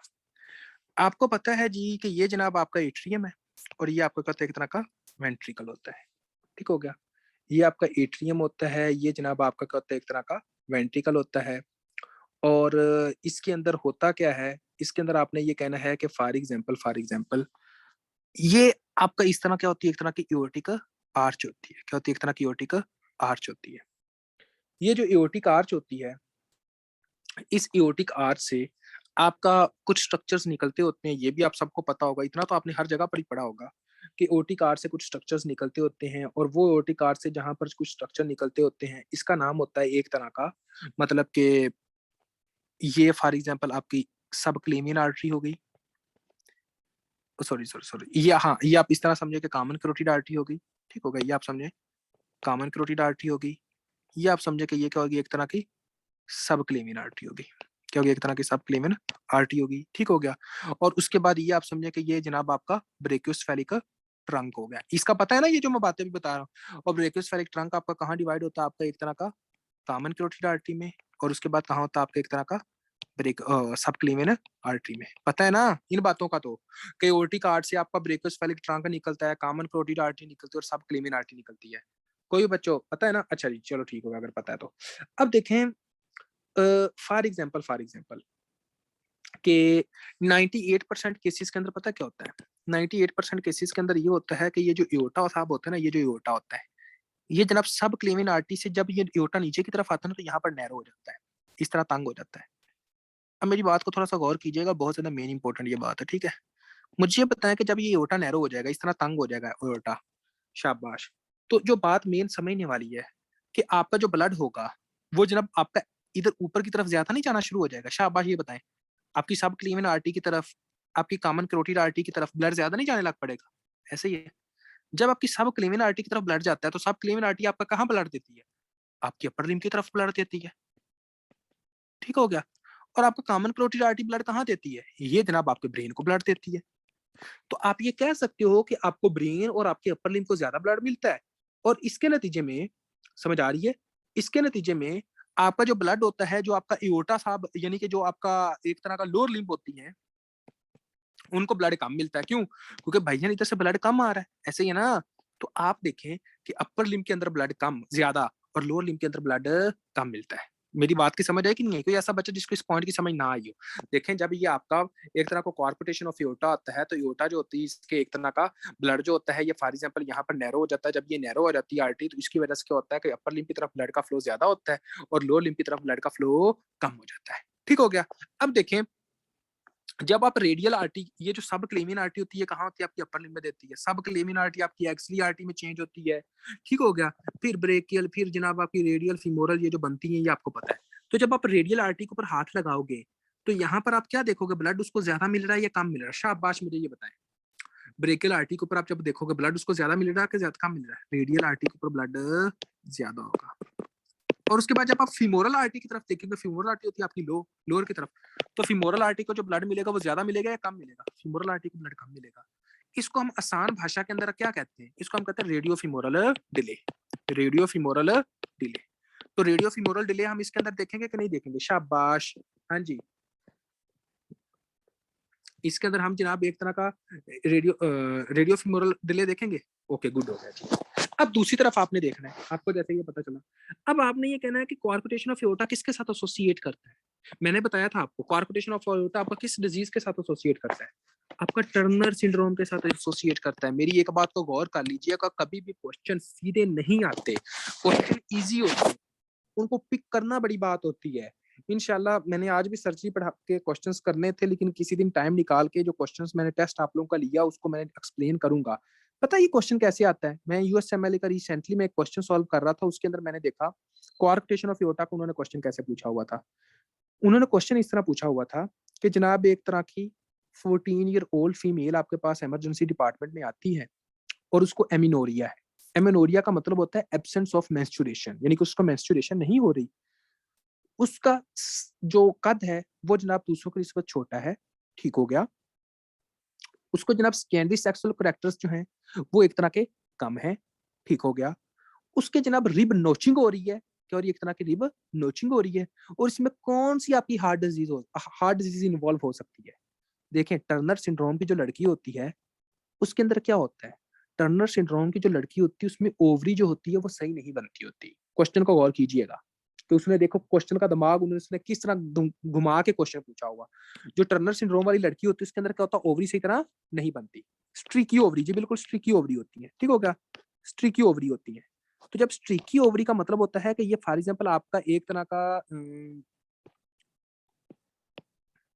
ये इस तरह होता है। ठीक हो गया? ये जनाब उसकी ओवरी सही तरह एक तरह की नहीं होती। अब जब उस बंदी की ओवरी नहीं सही, तो क्या ये ओवम पैदा होगा? पहले तो ये बताएं, क्या ओवम पैदा होगा? ओवम पैदा नहीं होगा। जब ओवम ही नहीं पैदा हो रहा तो मेंस्ट्रुएशन नहीं हो सकती। मेंस्ट्रुएशन नहीं हो सकती। इस वजह से वो फीमेल्स जिनको मेंस्ट्रुएशन के अंदर इशू होता है उनको प्रेगनेंसी के अंदर इशू होता है, उनको प्रेगनेंसी नहीं होती। अगर फीमेल यंग फीमेल है और वो जनाब उनको मेंस्ट्रुएशन सही तरह नहीं हो रही, फॉर एग्जांपल उनकी डिले होती है 4 मंथ बाद, 3 मंथ बाद, 6 मंथ बाद, इस तरह का सीन है, तो उनको अभी से अपना चेकअप करवाना चाहिए। क्यों? क्योंकि अगर उसकी मेंस्ट्रुएशन नहीं हो रही तो इसका मतलब है उसका ओवम पैदा नहीं हो रहा, और अगर ओवम पैदा होगा तो वो मेंस्ट्रुएशन को शो करता है, और यही जो ओवम जो है ये शो करेगा कि वो फर्टाइल है। अगर वो 4 मंथ पर जा रही है या 3 मंथ के अंदर जा रही है, जैसा कि पीसीओएस में होता है, पॉलीसिस्टिक ओवरी सिंड्रोम में होता है, और हर पाकिस्तान की हर तीसरी लड़की को पीसीओएस हुआ पड़ा है। ठीक हो गया? तो आपने क्या कहना है कि उसके अंदर मेंस्ट्रुएशन जो हो रहा है वो क्या होता है? एक तरह का मेंस्ट्रुएशन डिले हो रही है, और जब ये मेंस्ट्रुएशन डिले होती है, ठीक हो गया, उसके अंदर क्या होता है? ओवम पैदा नहीं होता। जब ओवम पैदा नहीं होता तो उसके अंदर फिर फर्टिलिटी के अंदर इश्यूज होते हैं। तो पीसीओएस के अंदर हर तीसरी लड़की से अभी किसी को इश्यूज हो तो वो बेहतर है कि अभी उसको ट्रीट करने की कोशिश करे। ठीक है? तो आपने कहना स्ट्रिकी ओवरी है, उसको मेंस्ट्रुएशन होगी नहीं। जब उसको मेंस्ट्रुएशन नहीं होगी तो मैंने क्वेश्चन के अंदर क्या पूछा? मैंने ये कहा कि एक 14 ईयर्स ओल्ड लेडी है, ठीक है, लड़की है एक, तकरीबन अब जो मेंस्ट्रुएशन 12 11 12 13 के राउंड अबाउट स्टार्ट होती है। ठीक है? उन्होंने कहा कि 14 ईयर्स ओल्ड लड़की है, वो जनाब आती है, उसको जनाब एक तरह का स्कैंडी सेक्सुअल कैरेक्टरिस्टिक्स का मतलब ये होता है कि मेमोरी ग्लैंड जो है, मेमोरी ग्लैंड वो उनके साइज में नहीं है, और उसके बाद उन्होंने क्या कहा कि एक तरह की उसको मेंस्ट्रुएशन नहीं हो रही, साथ उसके रिब नोचिंग है। तो ये कौन सी हार्ट डिजीज इन्वॉल्व है? तो आपने ये कहना है कि आप पहले सोचोगे यार ये किधर की चीज किधर लगा रहा है, अजीब एग्जामिनर है। लेकिन जब आप इसको पूछोगे, यार ये क्वेश्चन का साइनोरियो तो टर्नर सिंड्रोम का है। टर्नर सिंड्रोम वाली जो लड़की होती है उसमें स्कैंडी सेक्सुअल करैक्टर्स भी नहीं होते, उसका कद भी छोटा होता है, उसमें मेंस्ट्रुएशन भी नहीं होती, और उसको जो डिजीज होती है वो तो कोआर्कुटेशन ऑफ एओर्टा होती है। आपने इस तरह क्वेश्चन सॉल्व करने, समझ आ रही है? जी, टोटल एमेनोरिया वाला सिम्टम्स देकर। टोटल क्वेश्चन कभी भी सीधे नहीं आते। क्वेश्चन यूएसएमएल के क्वेश्चंस इजी होते हैं लेकिन घुमाए होते हैं। आपके पीएमसी के क्वेश्चन सीधे होते हैं लेकिन थोड़ा-सा घुमाया हुआ होता है। जब आप इनको क्वेश्चन को सॉल्व करना आ जाता है आपको, आपको मजा आता है, आप कहते हैं यार क्वेश्चन ही सॉल्व करो। ठीक हो गया? अगर आपको आते हो। आपने अक्सर देखा होगा अगर आपको क्वेश्चंस आते हो तो आपका दिल करता है और सॉल्व करें। लेकिन जब आपको नहीं आते तो आप कहते हैं यार जल्दी ये खत्म हो। तो मेन कांसेप्ट एक चीज दूसरी चीज के साथ रिलेट करनी आनी चाहिए। तो साथ-साथ जहाँ पर ये चीज़ें रिलेट होंगी, मैं साथ-साथ आप लोगों को बताता भी जाऊँगा इंशाल्लाह, आप लोगों के साथ क्लियर भी करवाता जाऊँगा, इस मामले आपने टेंशन नहीं लेनी, ठीक है? और अब हम आगे आ जाते हैं। तो आपने क्या कहना है, एक तरह का किसके साथ एसोसिएट करती है, एक तरह की टर्नर सिंड्रोम के साथ एसोसिएट करती है। कोई ऐसा बच्चा जिसको अब टर्नर सिंड्रोम वाला अगर ये क्वेश्चन आ जाए तो वो ना निकाल सके? अगर आ जाए तो आप तो बता सकते हो ना इसका आंसर, तो आपने ये बताना, ठीक हो गया? उसके बाद क्या होता है, मोस्टली ये डिज़ीज़ उन लोगों के साथ होती है जिनको बाइकस्पिड वाल्व होता है। एक मेरी बात को गौर कीजिए, बाइकस्पिड एओर्टिक वाल्व होता है।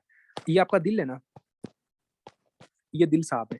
दिल के अंदर ये जो मिट्रल वाल्व है, ये सिर्फ बाइकस्प वाल्व है। बाकी आपके जितने भी वाल्व होते हैं, उसके 3 कस्प होते हैं।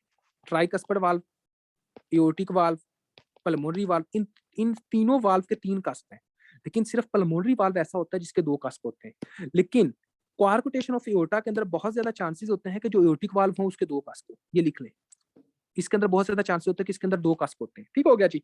अब हम दूसरी बात की तरफ जाते हैं, जैसा कि आप लोगों को ये बात का पता चल गया है, तो हम आते हैं एक तरह का दूसरी बात की तरफ, ठीक है?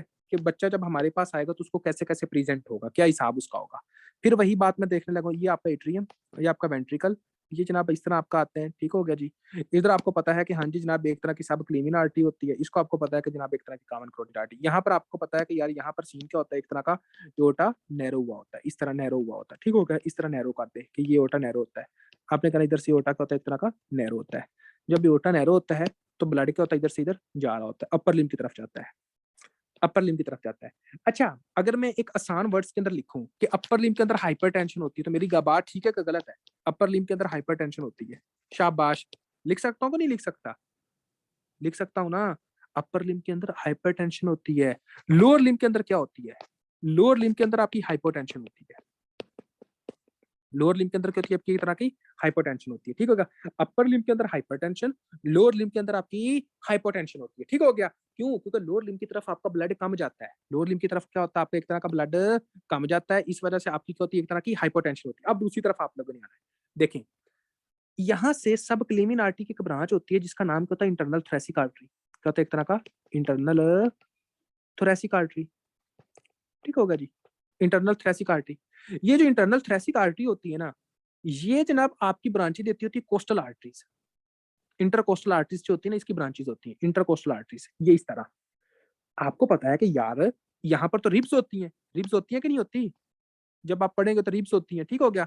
जो इंटरकोस्टल आर्टरीज़ होती हैं, वो आपके रिब्स को एक तरह का क्या करती है, एक तरह का इधर ब्लड दे रही होती है। यहाँ पर वर्टिब्रा है, अगर ये रिब्स है, ये जनाब इस तरह की होती है, एक तरह की रिब्स इस तरह है। और यहाँ पर क्या होती है एक तरह की इंटरकोस्टल आर्टरीज। मुझे ये बताएं कि जब आपकी यहाँ पर सब एक तरह की सब क्लेविन आर्टरी में ब्लड ज्यादा जा रहा है, तो सब क्लेविन आर्टरी से आपकी इंटरनल थ्रेसिक आर्टरी में ब्लड ज्यादा आएगा कि नहीं आएगा? शाबाश, ये बताइए। आपकी सब क्लेविन आर्टरी से इंटरनल थ्रेसिक आर्टरी की तरफ ब्लड ज्यादा आ सकता है कि नहीं आ सकता? आ सकता है ना। तो जब आपकी इंटरनल थ्रेसिक आर्टरी में ब्लड आया, तो इस इंटरनल थ्रेसिक आर्टरी से आपका जो ब्लड होगा वो जनाब आपका इधर आएगा कि नहीं आएगा? आपका इधर ब्लड आएगा कि नहीं आएगा? किधर? आपका मेरी जान, ये जो ब्लड आपका इधर जो मैं कह रहा हूँ कि ये जनाब आपका ब्लड कहाँ जाएगा, एक तरह का इंटरकोस्टल आर्टरीज में। और ये जो इंटरकोस्टल आर्टरीज जो है, इनको जब ये ब्लड मिलेगा तो ये रिब्स के साथ लगेगी कि नहीं लगेगी? क्योंकि रिब्स के साथ आपकी जो ये अगर फॉर एग्जाम्पल ये रिब्स है ना, ये जनाब आपका क्या होता है एक तरह का वर्टिब्रा, ये जनाब आपका रिब्स है, ठीक हो गया? रिब्स के अंदर ये लोअर जो एंड होता है ना, ये लोअर वाला जो एंड होता है, यहाँ पर आपकी आर्टरी नर्व वेन गुजर रही होती है। लेकिन आपने देखना कि जब ये जनाब आपकी इंटरकोस्टल आर्टरीज बहुत ज्यादा साइज में बड़ी होगी, यानी कि यहाँ पर ब्लड ज्यादा है, तो ये क्या करेगी? ये जनाब आपकी रिब्स के ऊपर लगेगी। समझ आ रही? ये रिब्स के ऊपर जोर जोर से लगेगी। और जब ये रिब्स के ऊपर जोर जोर से लगेगी तो हम एक्सरे में क्या देखेंगे कि रिब्स के साथ आपकी आर्टरी जोर जोर से लग रही है, जिसको हम कहते हैं रिब नोचिंग। क्या कहते हैं एक तरह का रिब नोचिंग। कोई ऐसा बच्चा जिसको कंसेप्ट की समझ नहीं आई? शाबाश। हाँ जी, आप में से कोई ऐसा बच्चा जिसको इस कंसेप्ट की ना समझ आई हो? क्लियर है?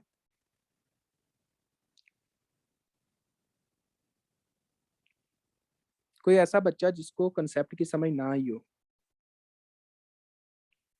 ओके, मैं रिपीट कर देता हूँ, कोई मसला नहीं।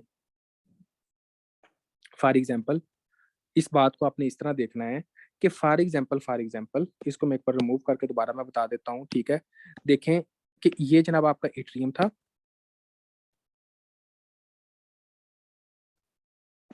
ये आपका क्या एट्रियम था, ये आपका एक तरह का वेंट्रिकल होता है। ये आपका एओर्टा इस तरह आता है, एओर्टा इस तरह आता है। ये जनाब इधर से क्या निकलती है आपकी एक तरह की सब क्लेविन आर्टरी निकलती होती है। ये जनाब इस तरह क्या होता है एक तरह का, मतलब कि नैरो हो जाता है एओर्टा। जब एओर्टा नैरो हो जाता है तो इस वजह से जो ब्लड होता है वो क्या होता है अपर लिम्ब की तरफ ज्यादा से ज्यादा जाता है, सब क्लीमिन आर्टरी की तरफ। सब क्लीमिन आर्टरी की एक ब्रांच होती है जिसका नाम होता है इंटरनल थ्रेसिक आर्टरी। तो इधर से अब ब्लड इंटरनल थ्रेसिक आर्टरी में बहुत ज्यादा आता है। जब आपकी इंटरनल थ्रेसिक आर्टरी में बहुत ज्यादा आता है तो इंटरनल थ्रेसिक आर्टरी की ब्रांचेस होती हैं जिसको हम कहते होते हैं एक तरह का इंटरकोस्टल आर्टरीज। इंटरकोस्टल आर्टरीज जो होती हैं वो रिब्स को सप्लाई करती हैं। अगर फॉर एग्जांपल हम ये देखें कि ये आपका वर्टिब्रा है, ठीक हो गया, और ये जनाब आपकी इस तरह की रिब्स है, ठीक होगा, रिब्स है। तो इंटरकोस्टल आर्टरीज जो होती हैं रिब्स के साथ इस तरह इसको सप्लाई कर रही होती हैं, ठीक होगा, इस तरह रिब्स को सप्लाई करती हैं। अब आप खुद देखें कि फॉर एग्जांपल जब सब क्लीविन आर्टरी के अंदर ब्लड ज्यादा है तो आपकी एक तरह की इंटरनल थ्रेसिक आर्टरी के अंदर ब्लड ज्यादा आएगा, और इस तरह आपकी सब को आपकी एक तरह की इंटरकोस्टल आर्टरी के अंदर ब्लड ज्यादा आएगा। और यही जो इंटरकोस्टल आर्टरी होगी ये जनाब आपकी किसके साथ लगती है, रिब्स के साथ लगती है। तो रिब्स के ऊपर ये जोर जोर से लगेगी जिस वजह से हमें क्या मिलेगा, रिब नोचिंग मिलेगी। हाँ जी एहसन, आप सही है एहसन, ओके जी। अगर क्लियर हो गया तो अब हम आगे आते हैं, ठीक है, डन है। अब हम आगे आते हैं, आगे देखिए।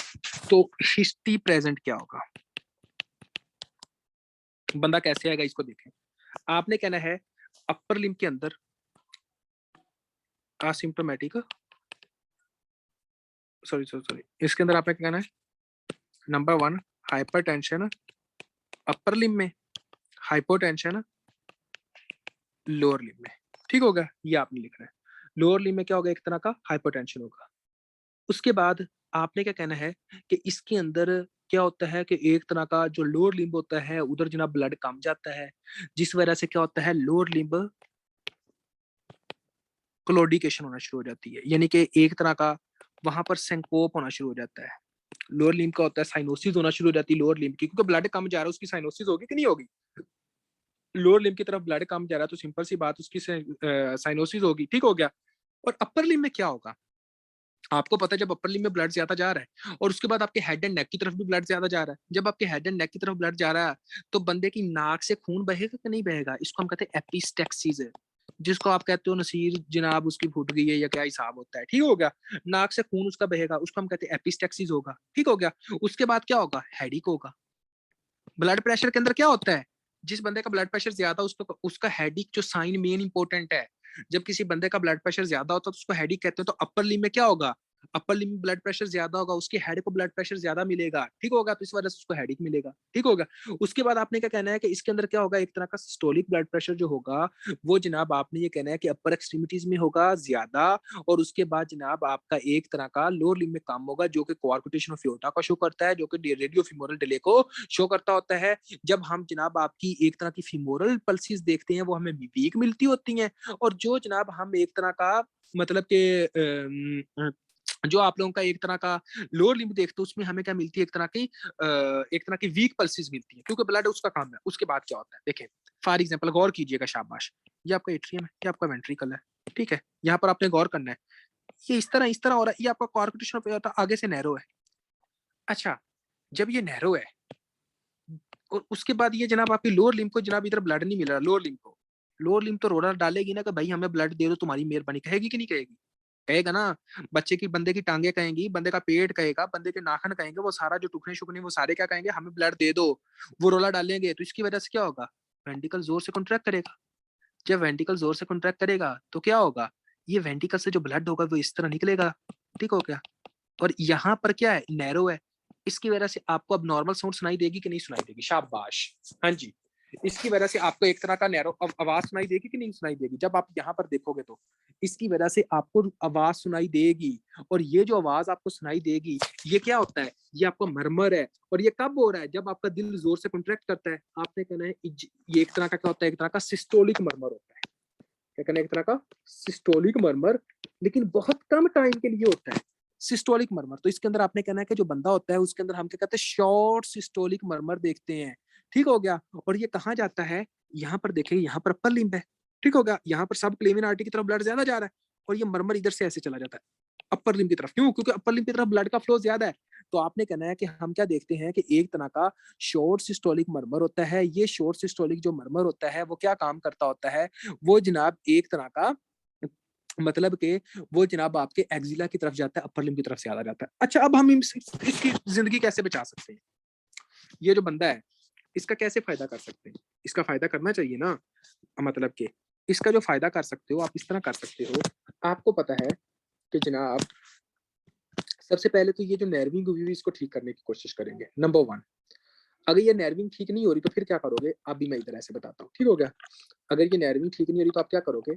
आप ये काम करोगे, आपको पता है कि ये दिल साहब है, ठीक हो गया। आपको पता है कि यार ये इस तरह है, और आपको पता है कि यार यहाँ से क्या निकलता है एओर्टा, और यहाँ से क्या निकलती है एक तरह की पल्मोनरी आर्टरी। आपको पता है कि यार ये तंग हुआ पड़ा है, ठीक हो गया, ये एक तरह का तंग हुआ पड़ा है, ठीक हो गया। आप इसके दरमियान में शंट लगा दोगे भाईजान, समझे कि नहीं समझे? शंट क्यों लगाओगे? कोई यहाँ पर ब्लड जो बहुत ज्यादा आ रहा है, जो अपर लिम्ब की तरफ जा रहा है, ताकि ये अपर लिम्ब की तरफ ना जाए यार, ताकि ये हेड एंड नेक की तरफ ज्यादा ना जाए। अगर हेड एंड नेक की तरफ बहुत ज्यादा जाता जाएगा तो आपके दिमाग की, वो कहते हैं ना, दिमाग की शरेयान फट गई, तो इसके अंदर फिर क्या होगा? उसके ब्रेन की शरेयान फट जाएगी, उसकी ब्लड वेसल फट जाएगी, उसको ब्रेन हेमरेज हो सकता है कॉम्प्लिकेशन के अंदर। मेरी बात को समझ रहे हैं कि नहीं समझ रहे? जब एपिस्टेक्सिस हो रहा है उसके बाद उसका हेडिक हो रहा है तो ब्रेन हेमरेज भी तो हो सकता है ना। उसके बाद जनाब अपर लिम्ब में उसकी पल्सेस ज्यादा है, तो आपने क्या करना, इसलिए जिस कर रहे हैं ताकि ये ब्लड जो हो वो इधर से इधर आ सके, ठीक होगा जी, इधर से इधर आ सके। तो ये आपने अपने माइंड में बात रखनी है। आपने कहना पीडीए आप चाहते हो कि ये रहे, पेटेंट डक्टस आर्टरियोसिस रहे, ये इसका ये आपका एज इसका ट्रीटमेंट के तौर पर बहुत ज्यादा हेल्पफुल रहता है, ठीक हो गया। ये इसके ट्रीटमेंट में क्या होता है, एक तरह का हेल्पफुल बहुत ज्यादा रहता होता है। अब हम दूसरी तरफ आ जाते हैं कि आगे क्या होता है। आगे आपने देखना है, आपने इसको ऑक्सीजन भी तो देनी है ना, ठीक है, क्योंकि लोअर लिम्ब के अंदर क्या होता है कि ऑक्सीजन नहीं होती, सिंकोप होता है, ब्लड सप्लाई कम होती, तो आपने क्या करना है कि जब इसकी एक तरह की लोअर लिम्ब साइनोसिस आता है क्वेश्चन के अंदर, क्वेश्चन के अंदर क्या होता है, लोअर लिम्ब साइनोसिस। जब भी क्वेश्चन के अंदर लोअर लिम्ब साइनोसिस हो, मोस्ट इंपोर्टेंट आपने जिस क्वेश्चन के आंसर की तरफ जाना वो पेटेंट डक्टस आर्टरी, सॉरी वो आपका क्या होता है, एक तरह का क्वारकुटेशन ऑफ एओर्टा होता है। समझ आ रही है? क्वारकुटेशन ऑफ एओर्टा, जब ये बात आ जाए, पीटीए के अंदर भी होती है, लेकिन आपने मेन इसको फोकस करना है। अब हम इसका डायग्नोज कैसे करते हैं जी, डायग्नोज की तरफ आ जाए। डायग्नोज देखें जी, डायग्नोज के अंदर आप लोगों को मेन का पता होना चाहिए। हाँ जी, क्या करवाएंगे हम? ईसीजी का, ईसीजी कहाँ करवानी है? इकोकार्डियोग्राफी करवाएंगे। क्या होगा, एक तरह का इकोकार्डियोग्राफी करवाएंगे, ठीक होगा, इकोकार्डियोग्राफी। उसके बाद हम क्या करेंगे, एक्सरे करवाएंगे, एक्सरे करवाएंगे, ठीक हो गया। एक्सरे क्यों करवाएंगे? एक्सरे हम देखेंगे इसलिए करवाएंगे कि यार इसका दिल तो नहीं बढ़ गया, ठीक हो गया, ये सारी कंडीशंस देखने के लिए। उसके बाद हम क्या करवाएंगे, क्योंकि दिल क्यों बढ़ जाएगा, आप क्वेश्चन पूछ सकते हो कि सर इसमें कैसे दिल बढ़ सकता है। ओ भाई, दिल इसमें इस वजह से बढ़ सकता है कि ये देखें कि अगर फॉर एग्जांपल ये आपका इस तरह का बना हुआ है, ठीक हो गया, ये आगे से तंग है, तो वेंटिकल जोर से कॉन्ट्रैक्ट करेगा। जब वेंटिकल जोर से कॉन्ट्रैक्ट करेगा तो इसको हम कहते हैं लेफ्ट वेंटिकुलर हाइपरट्रॉफी, ये हो सकता है। समझ आ रही है? तो ईसीजी के अंदर हम कार्डियोमेगाली देखेंगे, उसका दिल तो नहीं बढ़ गया, लेफ्ट वेंट्रिकुलर हाइपरट्रॉफी देखेंगे, ठीक है, क्योंकि आगे से लोअर लिम्ब की तरफ तो ब्लड जा नहीं रहा, तो ये तो जोर से कॉन्ट्रैक्ट करेगा ही ना। और इसकी वजह से क्या होगा, ईसीजी भी करवाएंगे। और ईसीजी के अंदर हम क्या देखेंगे, left axis deviation, right axis deviation आप किसमें देखते थे, टेट्रोलॉजी ऑफ फेलॉट के अंदर। क्यों? क्योंकि उधर राइट वेंट्रिकुलर हाइपरट्रॉफी होती थी। समझ आ गई है? तो ये बात को आपने गौर करना है, ठीक है। अब देखिए आगे, आगे क्या होता है। आगे आपने देखना है कि इसके अंदर आपने एक तरह का जो मैंने पहले आपको कहा था कि ओटा जो होगा उसके अंदर क्या होगा, रिब नोचिंग आप देखेंगे एक्सरे के अंदर। एक्सरे के अंदर आप क्या देखेंगे, एक तरह की rib notching, very important MCQ से जो हर बात के अंदर पूछा जाता है कि रिब नोचिंग क्यों होती है। आपने कहना कोलेटरल सर्कुलेशन की वजह से होती है, आपकी इंटरकोस्टल आर्टरीज जो होती हैं वो जनाब आपकी रिब्स को ब्लड दे रही होती है, इसकी वजह से आपके देखते हैं एक तरह का रिब नोचिंग देखते हैं, ठीक है जी। ये जनाब आप इको हो गया, एक्सरे हो गया, उसके बाद रिब नोचिंग देखने के लिए ये करते हैं। ट्रीटमेंट के अंदर आपको पता है कि क्या करते हैं, एक तरह का पीडीए करते हैं, और पीडीए के लिए आप क्या करते हैं, एक तरह का प्रोस्टाग्लैंडिन करते होते हैं, ठीक है, प्रोस्टाग्लैंडिन देते होते हैं। और ना हो, शाबाश, जब किसी नाली का मसला हो तो आप क्या करवाते हैं, ये तो कम से कम हर बंदे ने कोई पता होगा ना। जब किसी नाली का मसला हो तो आप क्या करवाते होते हो, एंजियोप्लास्टी करवाते हैं। तो अब ये क्या है, नाली का मसला है ना, तो आप एंजियोप्लास्टी करवाओगे, ठीक हो गया, एंजियोप्लास्टी। ये तो मेरे ख्याल में हर पाकिस्तान के दूसरे घर में लोग करवा रहे हैं, क्योंकि पाकिस्तानी जो है हम खाते हैं ऐसे भी छाड़ रहे गल्ला, ऑयल तेल सब कुछ खाने का नहीं है। हम तब बस करते हैं जब हमारा पेट बस कर दे। ईसीजी वाला रिपीट कर दें जनाब। ईसीजी वाला ये था कि जनाब आपका लेफ्ट वेंट्रिकुलर हाइपरट्रॉफी हो जाती है। जिस साइड की आपकी हाइपरट्रॉफी होती है ना, आप जब ईसीजी देखते हैं ना, तो ईसीजी के अंदर आप एक चीज होती है, ईसीजी के अंदर जब आप ईसीजी देखोगे, क्योंकि आप वो चीज आपको अभी तो समझ नहीं आएगी, क्योंकि वो एक लंबा सा सीन होता है, अब वो उसका लेक्चर हो चुका है बदकिस्मती से। तो उसको हम कहते होते हैं कि जब ईसीजी आप करते हैं तो उसके अंदर क्या होता है, एक तरह का एक्सिस डेविएशन होती है। आप ईसीजी देख के बता सकते हैं कि इसको लेफ्ट एक्सिस डेविएशन है या राइट एक्सिस डेविएशन है। तो ईसीजी के अंदर हम ये देखते हैं कि इसके अंदर क्या होती है, एक तरह की लेफ्ट एक्सिस डेविएशन होती है। एंजियोग्राफी आप करवा सकते होते हैं, साथ आपने क्या करवानी होती है, एक तरह की मतलब कि एंजियोप्लास्टी इसका ट्रीटमेंट के अंदर आती है। हाँ जी बच्चों, किसी बच्चे का कोई भी क्वेश्चन है तो वो बंदा पूछ सकता है। एनीवन, शाबाश।